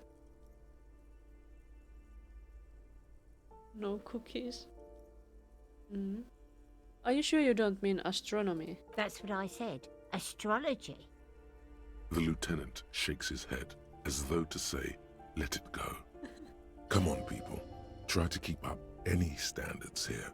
It's not about stars. It's... forget it. Let's forget it. That's all. Thanks. She mumbles some kind of a response, then hacks something into her handkerchief. Oh no. Does she have pneumonia?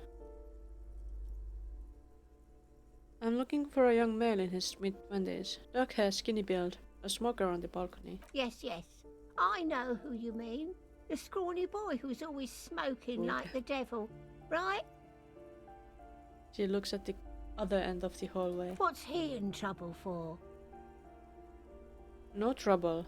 I just want to talk to him. Do you know where he lives? Talk? The cleaning lady starts laughing, but it turns into a violent coughing spasm. She squeezes her broom, trying to catch her breath. What was so funny about that? Is it because I'm a man? He lives upstairs in room 28. Go to the balcony. It's one of those doors there. He's usually home in the evening. Thank you. We should go check out his apartment on the balcony. See if he's home. Thanks, I'm off. Was it this door that had somebody moving there behind it? No, it was this one, wasn't it? I'm not sure. Save again. You hear someone walking around inside, rearranging the furniture. The number on the panel says 10. Let's knock. The walking stops abruptly, but no one comes to the door. You can feel tension on the other side. Let's knock again. A poor communard, from the looks of it. The room is barely bigger than a closet.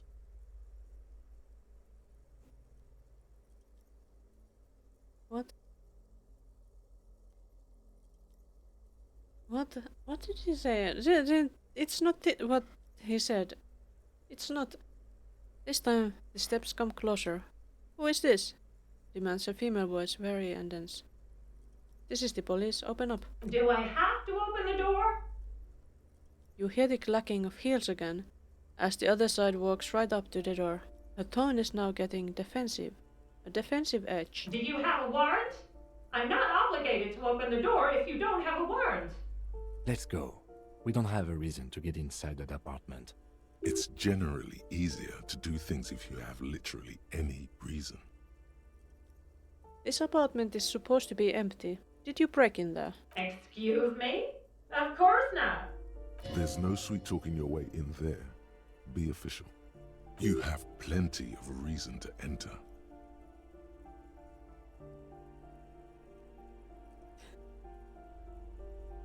I don't need a warrant if I suspect there's been a break-in. Oh, come on. There's a pause before you hear the door being unlocked. Well, that was easy. That was smart. The lieutenant says, nodding toward the unlocked door. Oh my.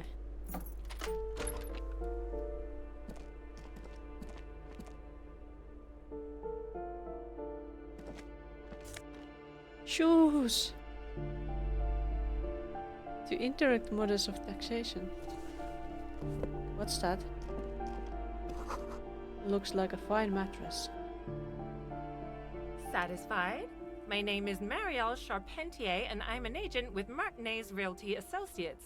I am not breaking in, as I have every right to be here. The keys, see? She jingles a set of keys in her hand. Her voice is really cheerful, despite her obviously hating you. Do you want to see my ID as well? You can't legally ask for it, but why not? Want to see my residence permit too? She fumbles through her purse, wishing out a light paper-clad passport. I don't need your ID. I just need to ask you some questions. Very well, but please make it quick. I need to be back in La Delta in an hour. She slips the passport back to her purse and checks her watch.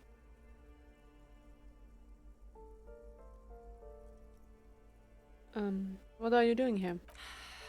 I need to get it ready for the next lease, but as you can see, the previous tenant completely trashed the place. I see. Reprehensible. Who lived here?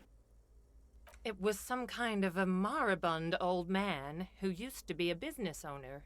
You'd think they'd make rent. He stops, hesitating. But that was months ago. Anyway, was there anything you wanted, or is that it? I'm in a hurry. Who lived in the foreclosed apartment down the hallway? Oh, that's another huge mess. The former tenant owes us 3 months of rent. 3. We closed the apartment and planned on auctioning off the valuables, but... And again, I have no idea how stupid mistakes like this can even happen. But Ron, when he came to close the door, didn't close the neighboring door. And there's a hole in the wall. A hole in the wall. Can you believe it? And then the tenant ran off with his stuff. He's gone. The money's gone. Just like that. She snaps her fingers. The sum must have been puny.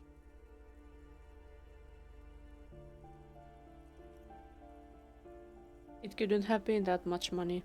These apartments look pretty shabby. These apartments are perfectly fine.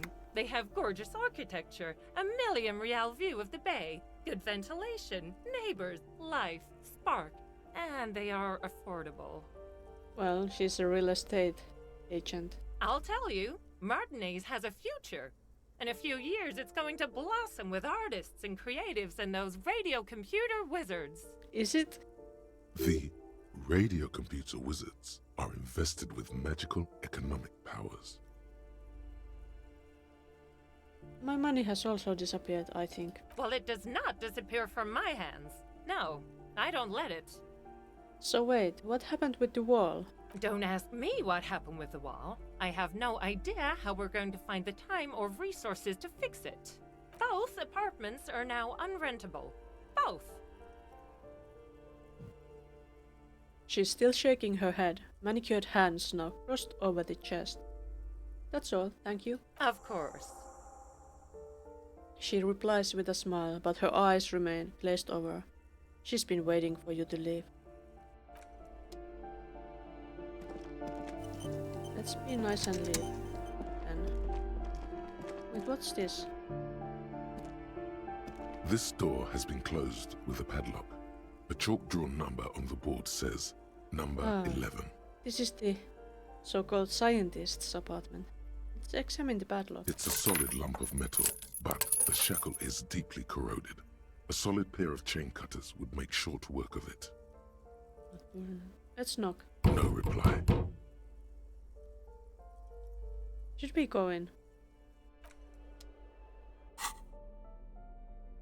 Oh yeah, there were these shoes. But what are we wearing? Fair composure. I think we need composure. Plus one to indirect modes of taxation. I don't think we need to do that taxation. What's this? This crumbled up postcard depicts an open-air market in Boogie Street 5 years ago. A vendor smiles as dead roosters line his stalls, hung by their feet from canopy. Red blood flows onto the muddy street. Blurry shadows of people pass.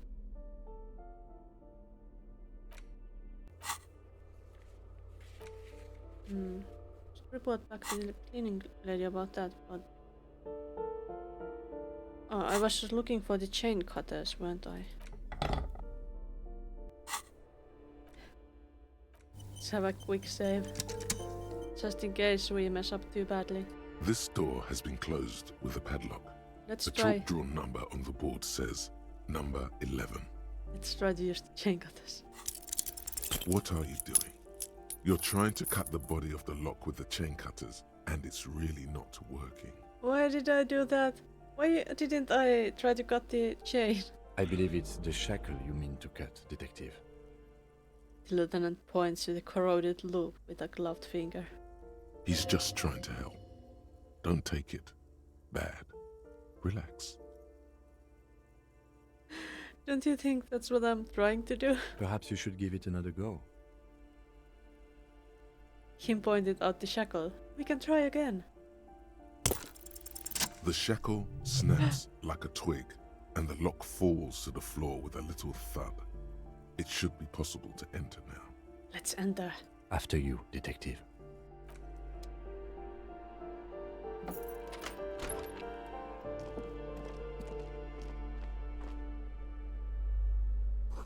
A flamboyant poster of a white star. Real lithography. Photos of revolutionaries posing with guns. Books of critical theory on the monstrosities of capital and such. Revolutionaries love to pose with their guns. What's this? A bullet. A launch jacket with plus conceptualization. We are taking this.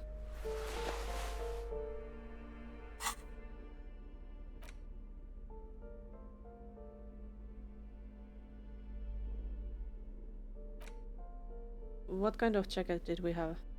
A chest and half-light. Oh, so that's what gloves were, what we were wearing. We should have been wearing these gloves for examining the body, but we were wearing these ones. Ew. Aren't they like fingerless? Yeah. What shirt are we wearing under? There's the drama. I think we look like a disco police officer. Very much.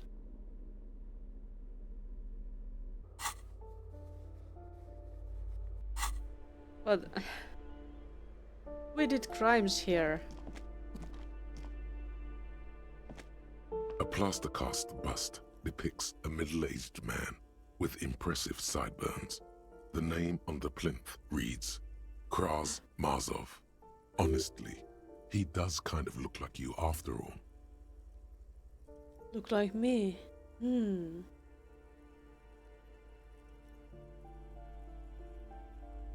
Kim, you have to admit, this Kraz Mazov bears a striking resemblance to me. Hold on a second. Is this why you broke in here? To find out whether you're Kraz Mazov?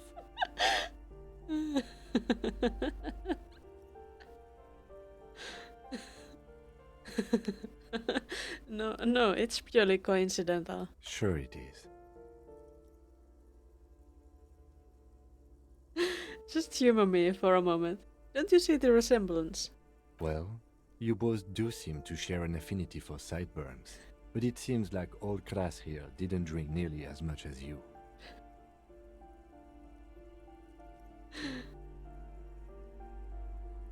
How do you know? The bust is probably just a romanticized depiction anyway. Very well. Let's look for identifying features then. Doesn't he have a birthmark right here? What about you?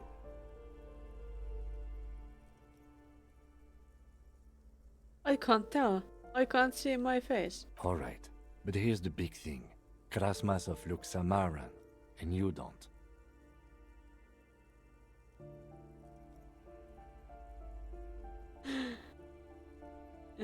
Does he? Maybe I think he knows best. You're right, that's something we definitely don't have in common. Good, so you're not him.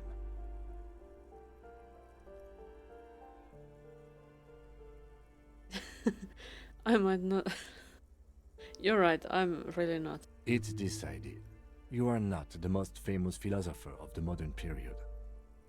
The lieutenant nods, turning away to inspect the photo on the other wall. Why does this tenant have a bust of Kraz Mazov in their bedroom? The White Star, the photos on the wall. I think we have broken into the apartment of a young communard. How fitting. Father Mazov, the hero of the working class. Let's salute the statue. Whoever lives here definitely shares your enthusiasm. He leans closer to inspect the photos of revolutionaries on the wall. There aren't many communists around. Not after the revolution. Some youth still keep the ideology going, it seems. It seems. Let's leave. Let's not tell anybody we broke into this apartment. That isn't just a five-pointed star. It's an inverted white pentagram cradled in a wreath of antlers. The iconography of communism, in other words. Let's inspect the symbol closer. The star and antlers was developed in the 6th decade of the last century and quickly adopted by Mazov and the communards during the revolution. Even today, half a century after, the star and antlers retains the ability to evoke hope, disappointment, and fear in equal measure. Why is the star upside down? To symbolize the toppling of the old order. Also, some social democrats were already using it. What's the deal with the antlers? The wreath of antlers represents a natural crown. It was about building a society that could exist in accord with the natural world, and at the same time above it. Why white? Because white is the color of peace. What does it evoke in me? Gone.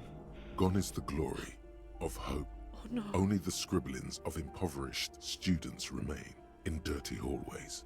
It hurts. You are the big communism builder now. It's you or no one. I'm the communism builder. The big one. Let's close the door.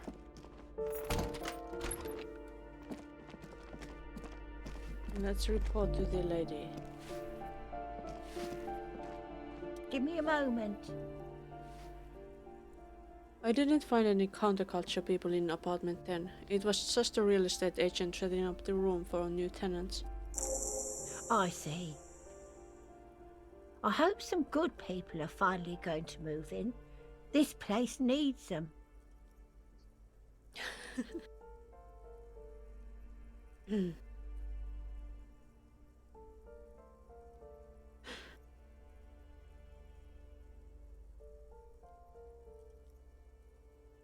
Unless we start killing real estate agents. What? No. Yes, radio computer wizards are coming. They're gonna save the place. And the economy. Oh, I do like wizards. And people like that in general. They have a lot to tell us about our fates. She means clairvoyance. I see. Thanks, Namov.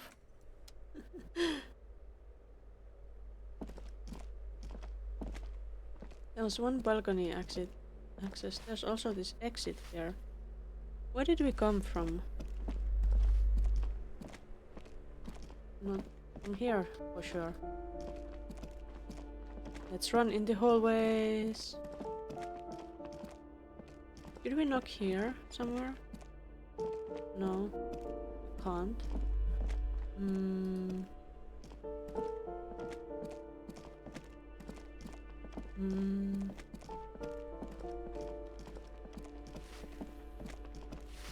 There's the exit. Where does this exit lead? Where are we? Oh, there is somebody on the balcony. What is this? Fun things. It's a bottle. What is this?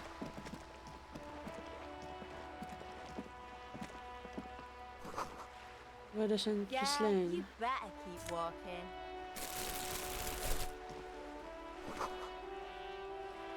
Maybe we should talk to this one here. Save. And then maybe we should wrap this up for today. The streets will flow red once more.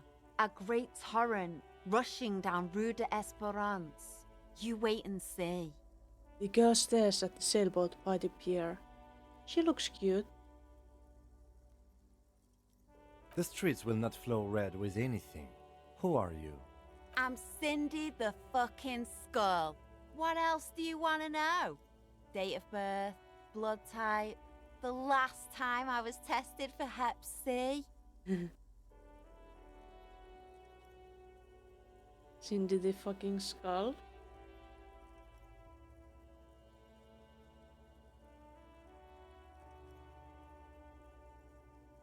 We just wanna know your name, little lady. I don't wanna call her little lady. That's not very feminist of me.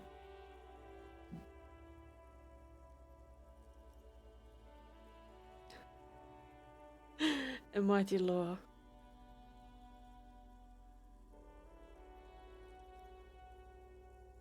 Just answer some questions, okay? Ask away, pigman. But I don't promise to answer. Despite the sass, she puts the brush aside. A brush? An artist? The red splatter is urban expressionism. Oh yeah, there was this color going there.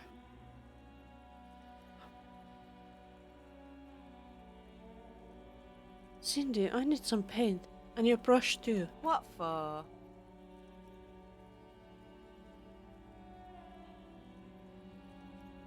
For art. It's for art, okay? Well, if it's for art. But what kind of art are we talking about?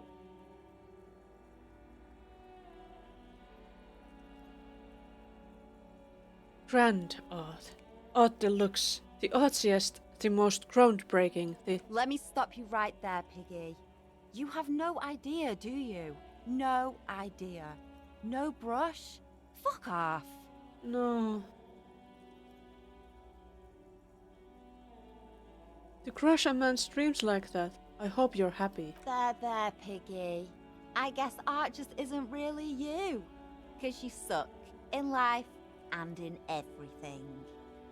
Let's try to explain ourselves. You don't have the skills to execute something like this in practice. But, oh boy, the idea's going to blow her fucking mind. I'm going to create a highly detailed skeleton of an ancient bird that went extinct 100 million years ago. She squints her eyes. And then I'm going to paint it red using heavy fuel oil. And then I'm going to fucking light it on fire. On fire? She whispers to herself. It's the phoenix. Get it? What do you say? I say, sod off. You don't have the technical skills to do that.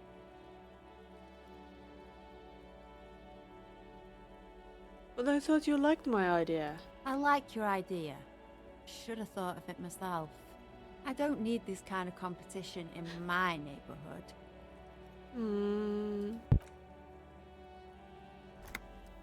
Damn, it was too strong. There was all, again, some noise bug, I think. But Cindy, art is bigger than either of us. Then get your brush from fucking art. Oops, my apologies. I guess I was trying too hard. You're a police officer and a grown-up. Why are you trying to impress her? Maybe try a different approach, like climbing up there. What a stupid idea.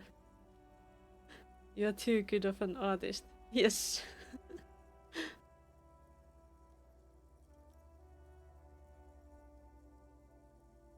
You keep looking off to the side. What are you looking at? The lieutenant furrows his brow at another one of your eccentricisms. That's different. These voices are really bugged today. She nods disdainfully toward the woman performing maintenance on the boat docked next to the pier. Hatred, disgust. It's difficult to tell which of the two is more present in her girlish features. The woman on the boat does not notice her staring. Is she her mother, perhaps? That is on her. Someone's got to keep an eye on her. I guess not then. Ozon is an archipelago 2 days' travel away from Rivershore. Its moneyed residents, used to posh restaurants and upscale boutiques, rarely have reason to visit Martinez. Who is she? Probably the Wild Pines rep. We should talk to her. She's a professional negotiator, though. I have the feeling she will be very cooperative while telling us nothing. You should take the lead. Ask her unexpected questions, you know? Do your thing. Don't be afraid to get a bit wacky. Throwing her off is our best bet. Good idea, piggies. Run along now. Fuck her shit up good. Impound that boat while you're at it. I'd like to watch her swim back to Ozon. But what are you doing to the wall? Can't you tell? I'm painting a beautiful mural, an aereo graffitio visible from low orbit. I haven't really started it yet. I'm waiting for the right words. So you don't know what to write? Have you ever tried your hand at graffitio? When faced with a blank wall, most people write unimaginative stuff, like pigs go home and Mona was here. We rarely see pigs round here, though. Just union cads. And my name's not Mona, so... She wants it to be something true and total. Why are you so committed to defacing the building? This place is severely lacking in havoc. Not even the occasional trash can fire to break up the tedium. I thought I'd mix it up, you know, summon the forces of crime and social chaos with a wall-sized invitation. I have an opinion on this. Wanna hear it? Yeah? I love public art. Don't mind us. Keep doing what you're doing. Thanks. I'm sure the inspiration will come to me now that I have an official RCM stamp of approval. She means the opposite. You've lessened her desire to deface the building. Excellent. Do you know anything about the recent murder? I ain't no snitch, pigstein. Go forth and forage in someone else's shit. No shortage of squealers in these parts. Actually, there is a shortage of people who talk to us in a normal, calm, informative manner. Very, very true. We weren't put on this earth to make your life pleasant, fucko. Catch you later, Cindy. Watch your back, ungulate. You've got eyes on you.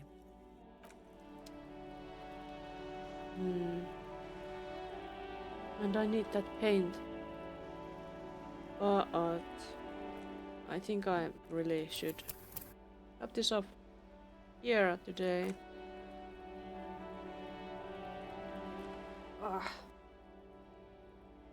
And I think next time I can continue this game is next week.